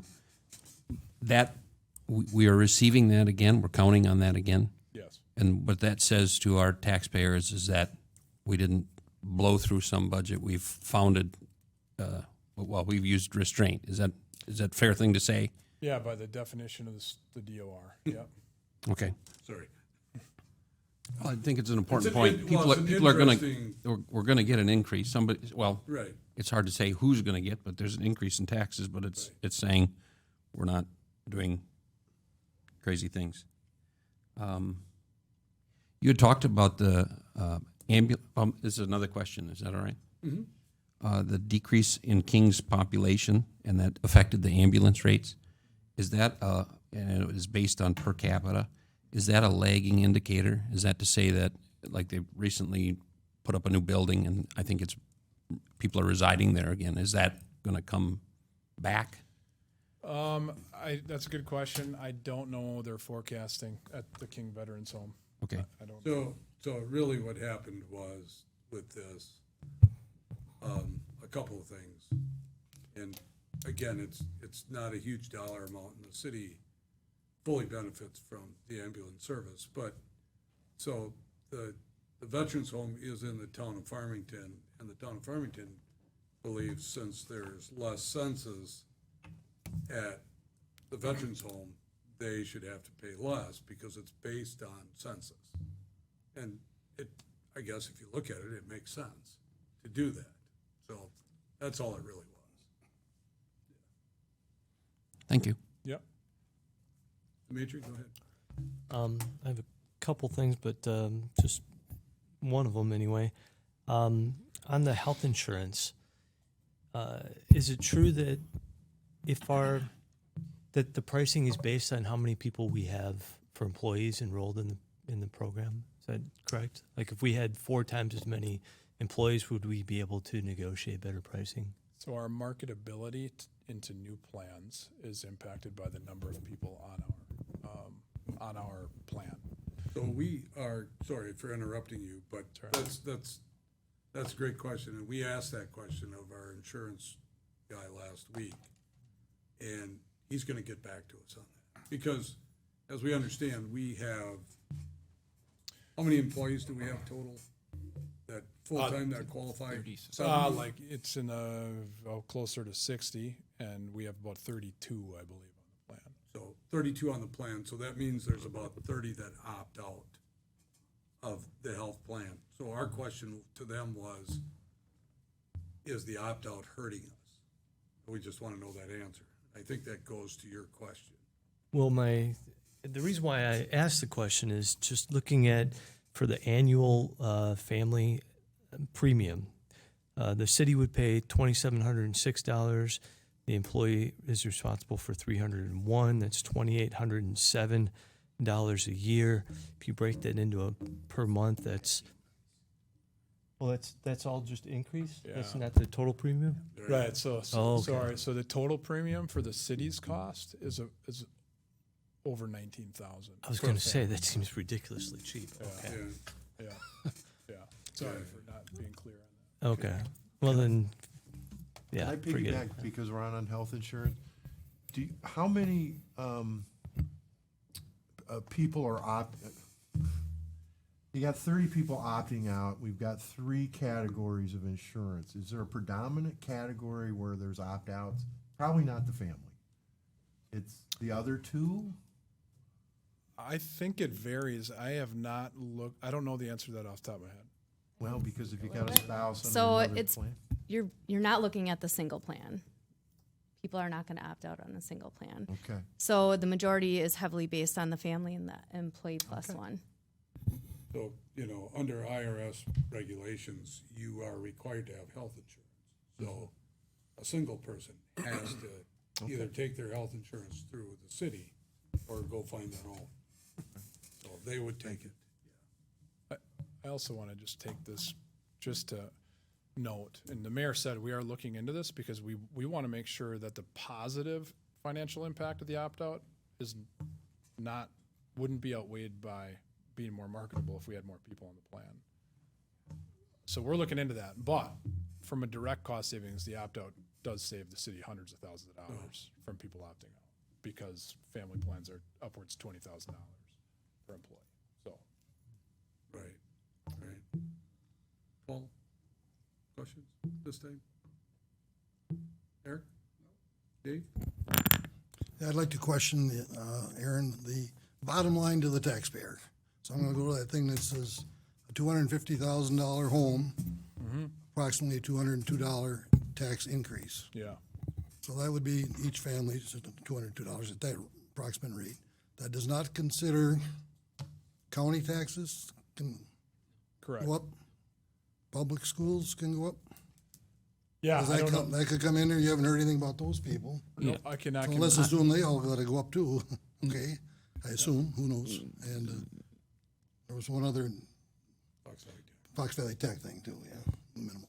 Anyways, I'm not burned off too bad by the $200, but with the revaluation, I'm going to do round figures here. Let's say I had a $150,000 house before. Now it's $250,000 with that 60% roughly revalue. I'll get the 202 plus the difference from the 150 to the 250. I'm confused on that a little bit. Yeah, that's a great question. So let's just say that the average increase, if you take commercial and residential together, is 53%. If yours goes up 54%, it's a little more. If it goes up 52%, it's a little less than that $202. So it depends on how yours went up versus the average of the community. I get where you're going with this, Dave, but I think we're gonna have better answers in a couple weeks on that, because we're gonna know where the county and the school district and Fox Valley Tech are, and we're actually gonna know, since we're going through the open book and Board of Review, we're gonna have better answers for you, but if we did not, I think the best answer to this is if we did not go through the reval, our property taxes for 2024 were going to go up. We increased our debt by almost $9 million. and we have to pay for that. And so, you know, I mean, it's a project that needed to be done, and it was overdue, and so I get your point. I mean, we're hoping, you know, that there's a leveling off. Maybe one of the taxing authorities is gonna go down, you know, that maybe there won't be a whole lot of change. But we don't know that until we get numbers from them. So we'll have a better idea probably by the November 7th meeting to give you that information. Okay, I hear that, and I respect that because I know the city has kept ours lower than the others have in the past. So we've kind of helped out the general taxpayer too. But I'm also seeing when the amount of taxes that I pay on a $150,000 house, whatever it is, the $200 is about a 5% increase in the tax amount. And then if you got more on here, pretty soon you're at 10 or 15% increase. That'd be a little hard to swallow in these times. And that's the times that are causing the rate. I understand that too, so. Well, there's a rock on the hard place we can crawl out between, but I don't know how we're gonna get out of it.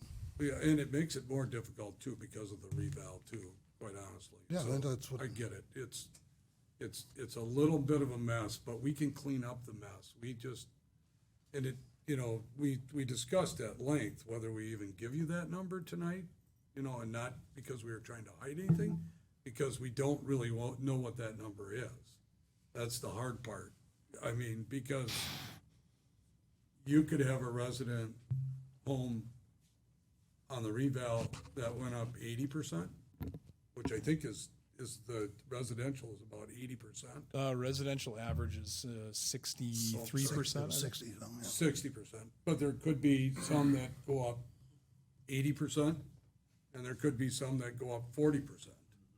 And so that number could be different because of that. So, I mean, we'll have like I said, we'll have a lot better idea of that. But that's just assuming,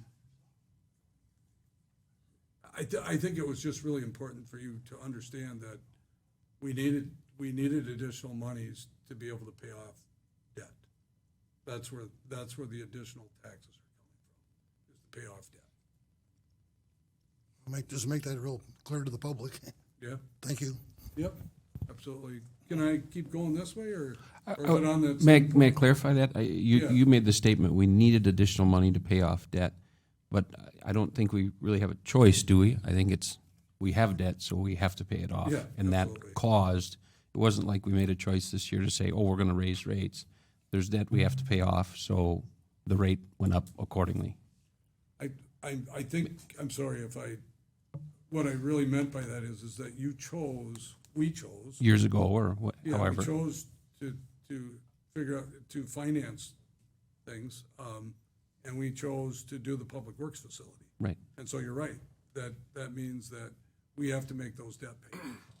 And then a corollary to that, though, is that as far as our everyday operations of the city, we still, I keep coming back to this, we still went and got this expenditure restraint shared revenue, which says, and we can say to our taxpayers, we didn't go crazy with our budget. We maintained a good budget, and we also incurred debt that we thought was important to the city long term, and that's our reasoning today. At least that's what I feel about it, and you guys can correct me if I'm wrong, but.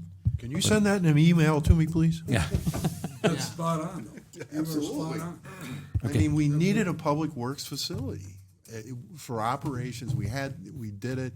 We got caught in a bind where we, I don't know, what did it go up? 40%? 30%? 3 million. I mean, we have, it's just. You could say it's a bind, but we also did really well with financing, as I recall. So. Yeah, so. We did. I'm going to come back to you, Dimitri. I'm going to come back to the subject, though, Okay. so that's fine. Go ahead. Yeah, no, keep it going. All right. No, keep I can wait for it to come back, but I'm just going to revive the subject, so. Are you guys okay? If he's on the same, anybody else have anything on the same subject? I was just gonna say to Dave's point, from the county standpoint, their proposed budget, their mill rate is, I think, I gave it to Aaron too, and I can't remember the exact, the proposed budget, nothing's, like you said, in stone yet, is projected to be like 78 cents below last. It's gonna decrease now. Like I said, things are still fluid, but if that's any, just throw that number out there. Yeah, again, And I don't know what the school district is doing. we, Stephanie or Aaron, one of you contacted the school district and Yeah, they said early November. go ahead, Demetri. So I see Aaron already brought up page 36 because he knows what I'm going to talk about. I stopped in and talked to him and Stephanie earlier today about this. But what concerns me is the 2024, we're increasing our debt service fund payment by close to $500,000. And that $500,000 is about the same amount that our total levies going up. So we're looking at charging our taxpayers almost 15% more in taxes this year, and you can pretty much attribute it all to an increase in the general fund. Well, that increase in general fund, we've increased our general fund by 4% a year roughly on average, looking back, and if you do the math looking forward, year over year, with the exception of next year, that's about a 43% increase at $500,000. And we don't have to increase it next year by $500,000. There's another fund that isn't shown in this chart that we discussed. What's the name of that fund? The debt service fund. He could show you that fund. Yep. He could show you that fund. Yeah.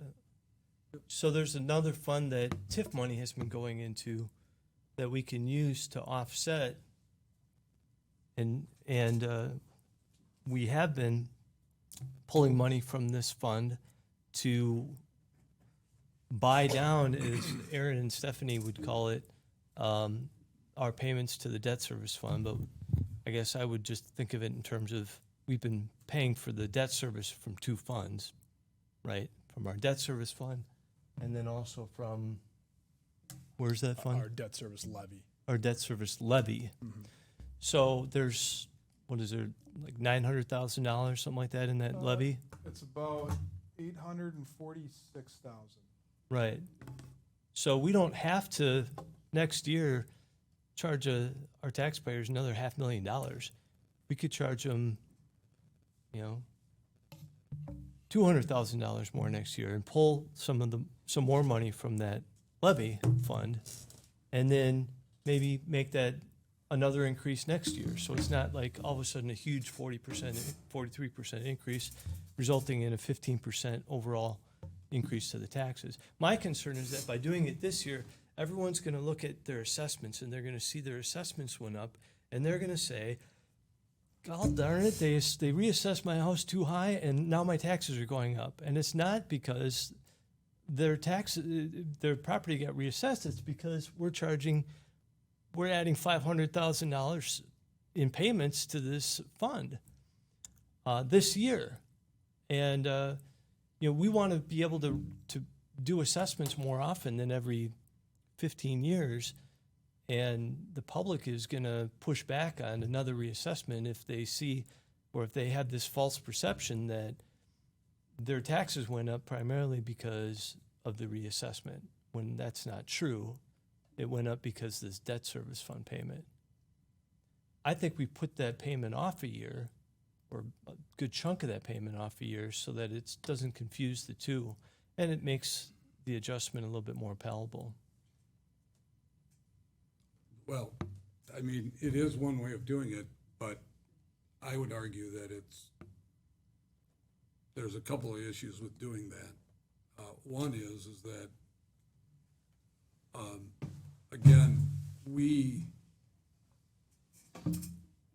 there's a couple reasons why we keep that fund balance where we keep it. One is, which is new to us, quite honestly, is that with that additional money, we are earning more interest income on that money.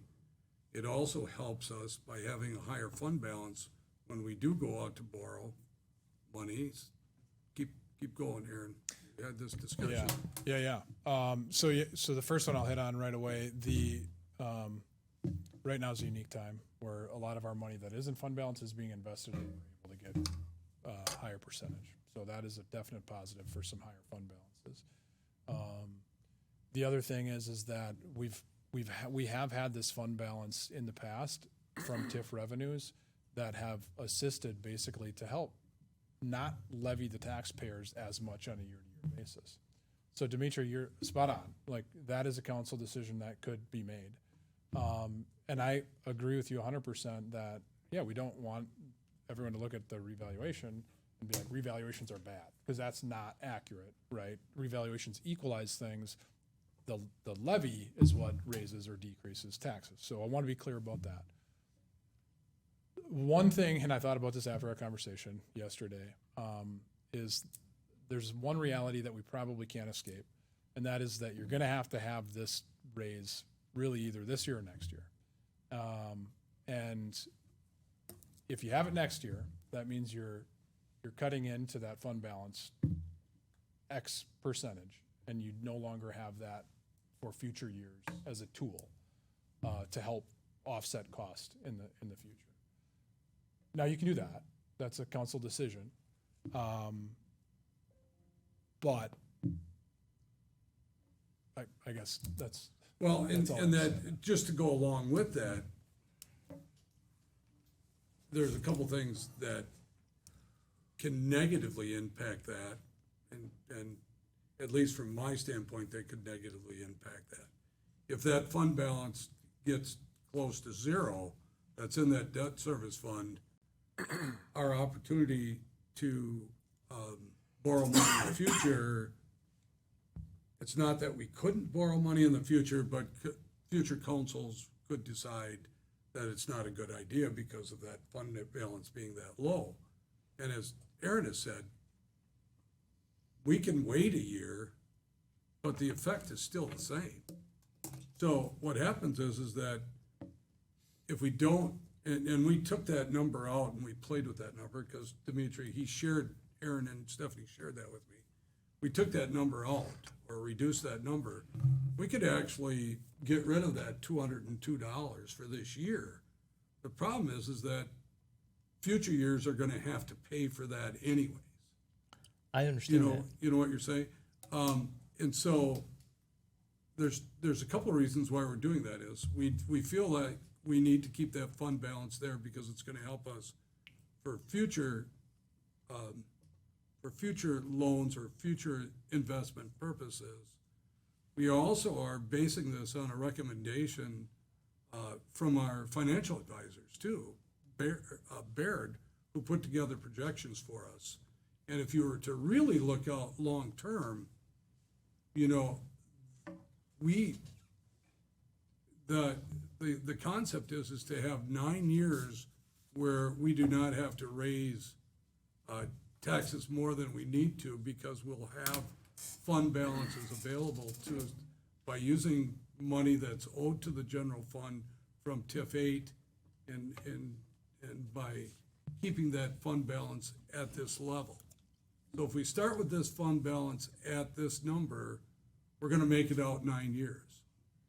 If we decide to subtract the 500,000, which you're not proposing necessarily, but you're suggesting, then we're not gonna make it 9 years. We're probably talking 3 or 4 years before we have to come up with an alternative method being able to do that, unless you choose to tax higher next year. What I would propose is that instead of imposing a 15% increase in property taxes, I would propose that we step it over a couple of years. Let's pull $250 out of the levy fund, reduce this increase from $500,000 to $250 million. 7% is a little bit more palatable, and then next year we make up the difference. I'm not suggesting more than that, basically. Mayor, I think that's maybe a broad statement, Dimitri, on the 15%, right? We heard earlier, some are going to be down lower, some are going to be higher. I think there's probably some analysis the staff could say, okay, we've got, I don't know how many residential properties there's, help me out, guys, 1,500? 2,000 some. All right, so if only 10%, 15% are going to go up 15%, I think it's a winner. Because not everybody's going up 15%. Some might go down. So I think there's some maybe further analysis to, flesh out your idea. Yeah. A little bit. I'm not suggesting it's a bad idea, but I think we might need a little more information on who's impacted and who gets the increase. You know what I mean? Yeah. Because it's not everybody's going up 15%. Will we have that information before we have to approve the budget? You will. You will, because you'll have the final assessment numbers, yeah, right? Before the budget. Yeah, so we'll have everyone's levy amounts, which means we'll have the total mill rate, which will be helpful. And we'll also have the final assessment numbers through the Board of Review process. Nice thing is, and great conversation, we do have about 5 weeks between now and the time that we have slotted to pass the budget. So that's a good thing, but yeah. So I think we have not forgotten your recommendation as we're looking forward to it. I was just trying to give you the pros and cons as I see it tonight. I'm not against your suggestion, and we'll certainly look at that as we try to give you a final budget number. Yeah. I mean, to Henry's point, if we didn't increase our levy, statistically speaking, on average, about half of the properties should go up in their property taxes that they pay, and half should go down. Well, if we do increase by 15%, it's probably going to be closer to 65% are going to be paying more, and 35 are going to be paying less. I think it's always a flawed argument when you worry about the other taxing jurisdictions and what they're going to do. And forever, the city gets the brunt of the criticism because there are a lot of taxpayers, those bills are confusing and don't understand them. But I think we got to stay focused on what we need and not worry too much about what the other jurisdictions are doing. So that's just my personal opinion. And just focus on what we need to do to get our budget where we need it and where we feel our taxpayers are are least impacted. So I think the point is, and I'll just say this again, is that we will talk it over with Baird and our auditors, and we'll look at that concept, and we'll just report back to you on it. I think that's the best answer at this time. It's not like we're saying, no, Dimitri, that's a dumb idea. We don't think it is necessarily. We just need to know, a better answer.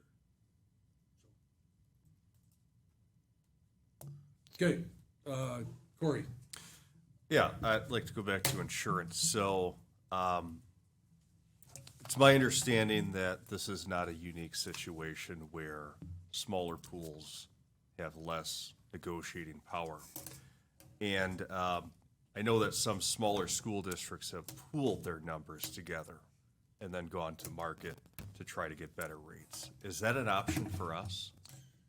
To pool with another municipality to expand our numbers?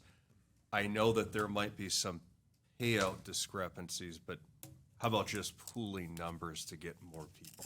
So to answer your question, yes, it's an option that we can look into. And we actually have already started that conversation, not only with other municipalities, but potentially with school district or the county or whatever it might be. Now, the challenge is sometimes the neighboring school district or the school district we're in has a different provider. Then all of a sudden that makes it a lot harder. I know, or the county, for example, and their premiums are already higher than ours, so it wouldn't help. So we've looked into some of those things, but could it be like New London or Shawano or somebody like that? And those are the types of things we want to explore over the course of the year. Yeah. Paul, go ahead. Corey totally stole my question, Oh, good. but I do have a backup. So you have to have a backup? Yeah. So if in the hypothetical situation that we would use reserves to reduce an increase in taxes to the taxpayer, would that decrease our 1.7% increase for net new construction? It would not. No impact on that. Okay, that's so. And it's true though, if we don't do that 1.7%, we can't go back to previous year and. That's correct. Okay. Yeah. Good question. Scott, you got another? No, I think I guess one thing, did we foresee this debt service levy being a problem, or is it because of the added cost to the public works facility? It seems like when Kathy was here, we were talking about, our debt service levy is going to stay level, and I'm maybe wrong, but what cause, was there a cause? Was it just the overrun, or is it something we missed or didn't forecast, or what? There is not an overrun here. This is, we took on a $10 million Right. project, and we have to pay for it. Right, yeah. I know. That's the debt service. Quite honestly, the debt service fund is a number that all municipalities can play with. If they have a fund balance in that account, which we do, we can play with that number if we want to try and level off property taxes. But you have to be careful with that too. Is that the right financial way of doing it? And so, yeah, I think the answer to your question is, yeah, we knew this was going to happen as soon as we took on that project. So, and we planned for it. I mean, we had Baird helping us to plan this. It's actually coming out a little bit better because, we're borrowing money at cheaper than what we're earning. So we're actually coming out a little bit ahead right now because of that too. So, yeah. To Scott's point, though, when that was presented to us to make a decision to vote on whether or not to approve that public works facility, it didn't get translated into this is going to result in a 15% increase in taxes in 2024 that you're going to have to vote on. I wish you wouldn't use 15% because you don't know what that number is, and that's not fair. 14.77. Well, the other thing, Dimitri, we didn't have the reval numbers or anything, so it would have been just a wag anyways, right? I mean, we wouldn't have known. I mean, we're in an unknown period.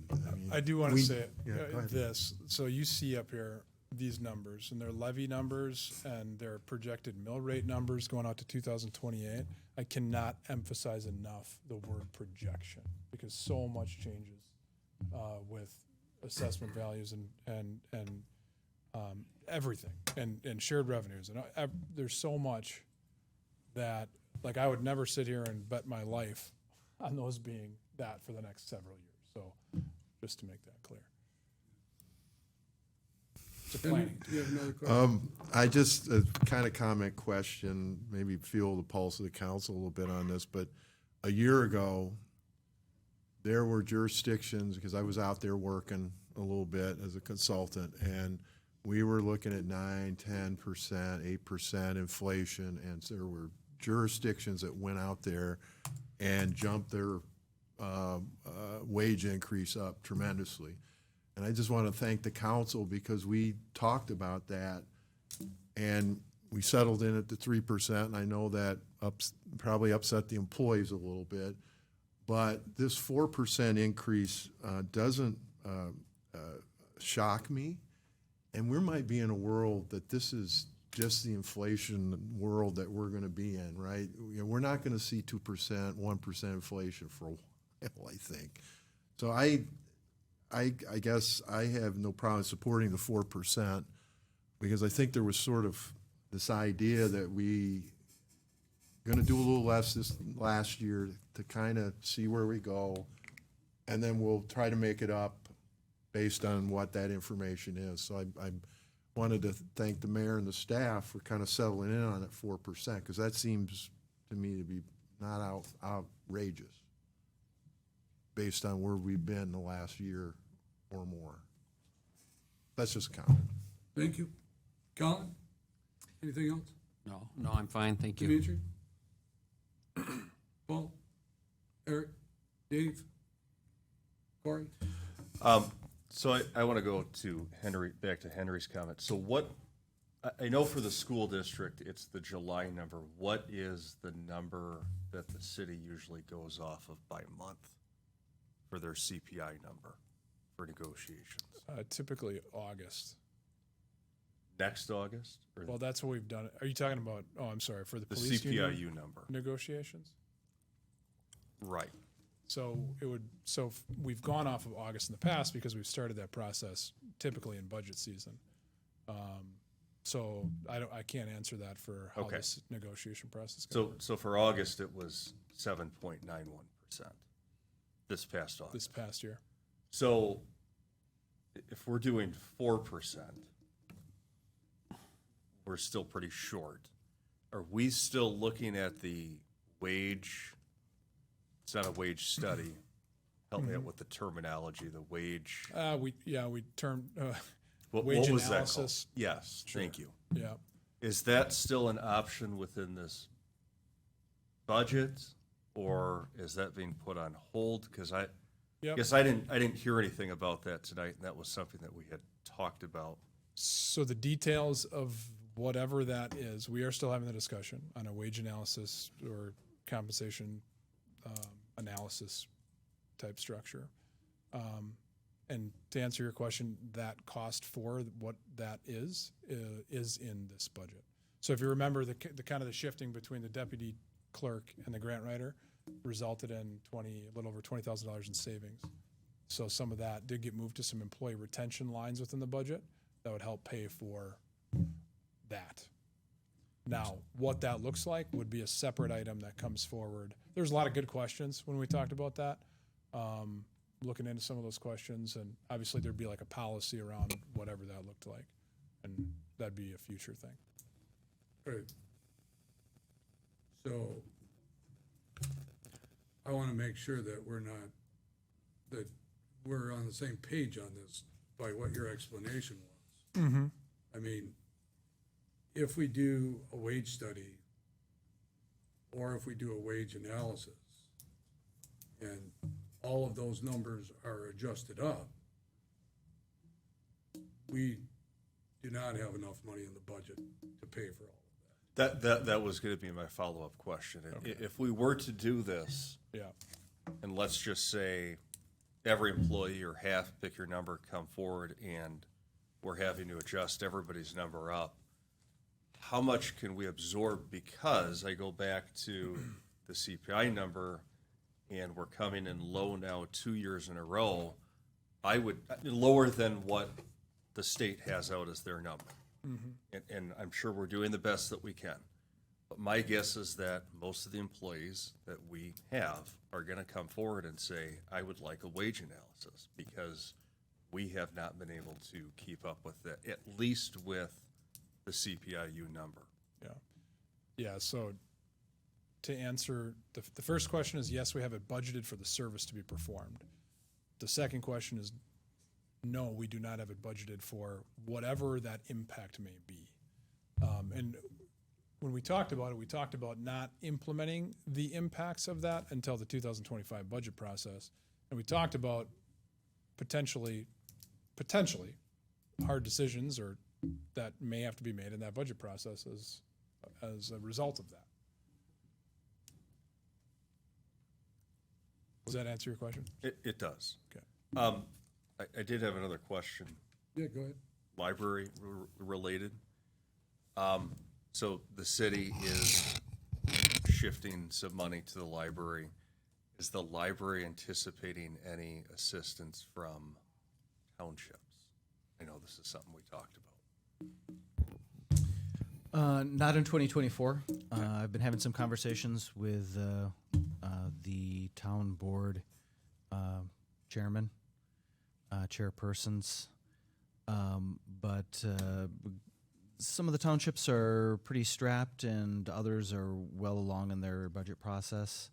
So there's maybe some opportunities there to talk to them and have a conversation about whether they would consider supporting particular projects that would assist with the budget, but that's not likely to be something that we'll see as an impact in the next year. So, Eric, can you just define what townships you're talking about? Are you talking about Waupaca County townships or? Waupaca County townships. Okay. The finance committee for the library board encouraged me to engage with the four surrounding townships, Lind, Waupaca, Farmington, and Dayton, and see if there would be any way they might consider additional support to the library. Okay, so I just want to make sure I understand this too. The county is paying us a subsidy, Mhm. and that is for county residents. Yes. So you're asking for an additional amount over and above what they're paying for through their taxes to the county. Is that correct? I am asking if they would be interested in sponsoring particular programs at the library. Yeah. So, rephrased differently, yes. So you're looking for donations, basically, to Yeah. help with projects that you have, which I think is a great idea. Yeah. You know, there's particular things that we do that have particular impacts. You know, with King, you know, we do a lot with the veterans home. You know, there's value added there for the township.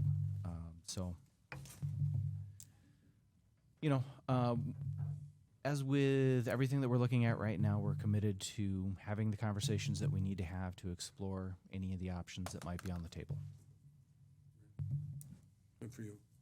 Yeah, thanks. Thanks for that question. Paul, anything else? I have no further questions. Scott? Henry?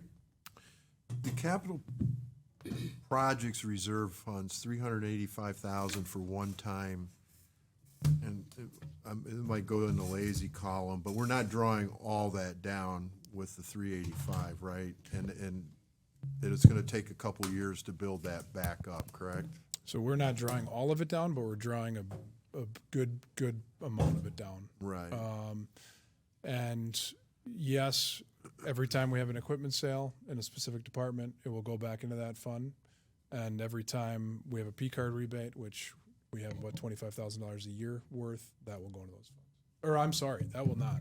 That now goes into the general fund. So it is only the equipment sales will replenish that. One last question. Yeah. Corey, I think you were onto something too with the 7%, and I really welcome that discussion on what that wage analysis process looks like, because I think there's many positions in this city that are competitively compensated, and I would not want to give a 7% across the board to all positions.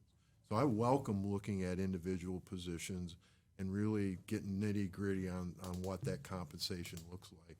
And I know it's going to be really complicated, I think, setting that up, how we do it, but the money's in there to at least get a program going.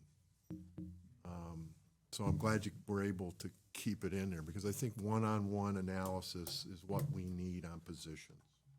Because many of our positions have private sector corollaries in the world out there, and that's our market. It's just not all public sector jobs in all these municipalities out around us. It's the private sector positions. So I think it'll be really helpful to really look at this stuff, my opinion. Yeah. Eric, go ahead. So I'm thinking about ways that we can make revenue, and as we get closer to moving into the new Public Works building, is there any money that we're going to make on any of the buildings that are going to be vacated? Either the buildings or the land, are they worth anything? And are we vacating them? Potentially. Good question. We have those conversations at DIRT quite often. Seems like every other week. So we're talking about the Water Street shop, we're talking about the Churchill Street shop or the old Pepsi plant. And primarily those two, and then of course the old where downtown health and fitness used to be, where Justin's office is now.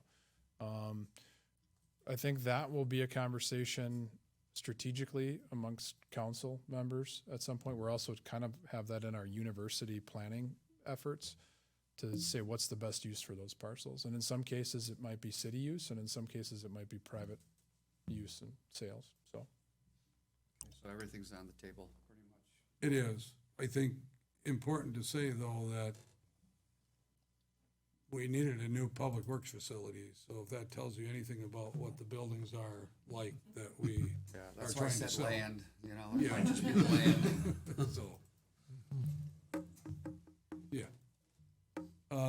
Dimitri, go ahead. I just want to state, I am in favor of the public works facility, but I would like to find out when the council heard the discussion of the breakdown of the cost to build that, and where we were going to be expected to pay for those costs. I'd just like to review that, watch that video again, and refresh my mind. Do you recall when that council meeting was, or? I don't. No, I don't off the top of my head. You have every right to, probably Josh is the best one to talk to. Okay. You have every right to go back and, everything's on video, so you can certainly go Yeah, back. it's a little hard to And search Barb video, can but- also maybe look that up too. She does, hers will be in writing, but that will help you to find where it's at. Could you find that out? I appreciate it, Barb. Yeah. Absolutely. Thank you. Yep. Anybody else? Questions about the budget? Colin? I'd make a comment, I guess. We're not the only community I've noticed that's struggling with the idea of revaluations in their community.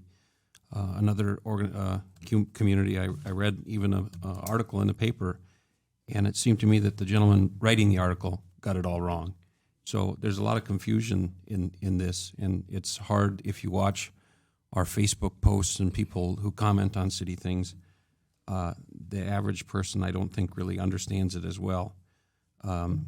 The reevaluation, I think, basically, to me, says who pays what. And I think if we can get to our the people who come up and ask you, I've had friends come up and say, hey, what are you going to do with all this extra money the city's going to get? And I said, well, we're not getting any extra money. We're just changing what share of our tax levy your household is responsible for. And if your house went greater than the average, 60%, then hey, congratulations, you're in a very appreciative house. Go, you'd be happy for that. But the consequence of that is we're going to ask you to pay a larger share of the tax burden. It's not going to be a lot larger share, but it's going to be some larger share. And separately, our tax levy might go up or might go down depending on what all of our relative organizations do. But it is not, and it's hard to say it's not directly related to the reval, because it is, but only your share of our tax levy is related to the reval. And so please, I guess, if I don't know how to explain that in a clear way, but I hope that helps. At least it's helped me try and explain to people who have asked me. And again, we're not here, just minting money and doling it out to people. It's we needed this building, and we're using financial restraint through all the departments. And I don't know. I don't think that this is a big problem for us, but it might be perceived that way, and so we have to combat that somehow. Well, and I know it is perceived that way already if you look around. So I don't know the solution to that, but it's we'll have to get through it. Thanks, Colin. Anybody else? Anybody else? Again, this is a committee of the whole meeting, so good discussion we had for tonight. Eric, you have something else? It's October 4th meeting last year for Public Works approval. Leave it to the library to figure that out. I thought we asked the reference librarian to look it up for us. Another great service from our library. Good job, Eric. Thanks, Eric. So, anything else? Paul? That Paul or this Paul? You? No further questions. Motion? Oh, my apologies. Move to adjourn. Second. Motion by Hagan, Sleep at the second by switch there, Olson, Paul. we adjourn. Hold on here, hold on. Motion by Hagan, second by Olson to adjourn. All in favor, signify by saying aye. Aye. Against, say no. We are adjourned at 8:58 PM.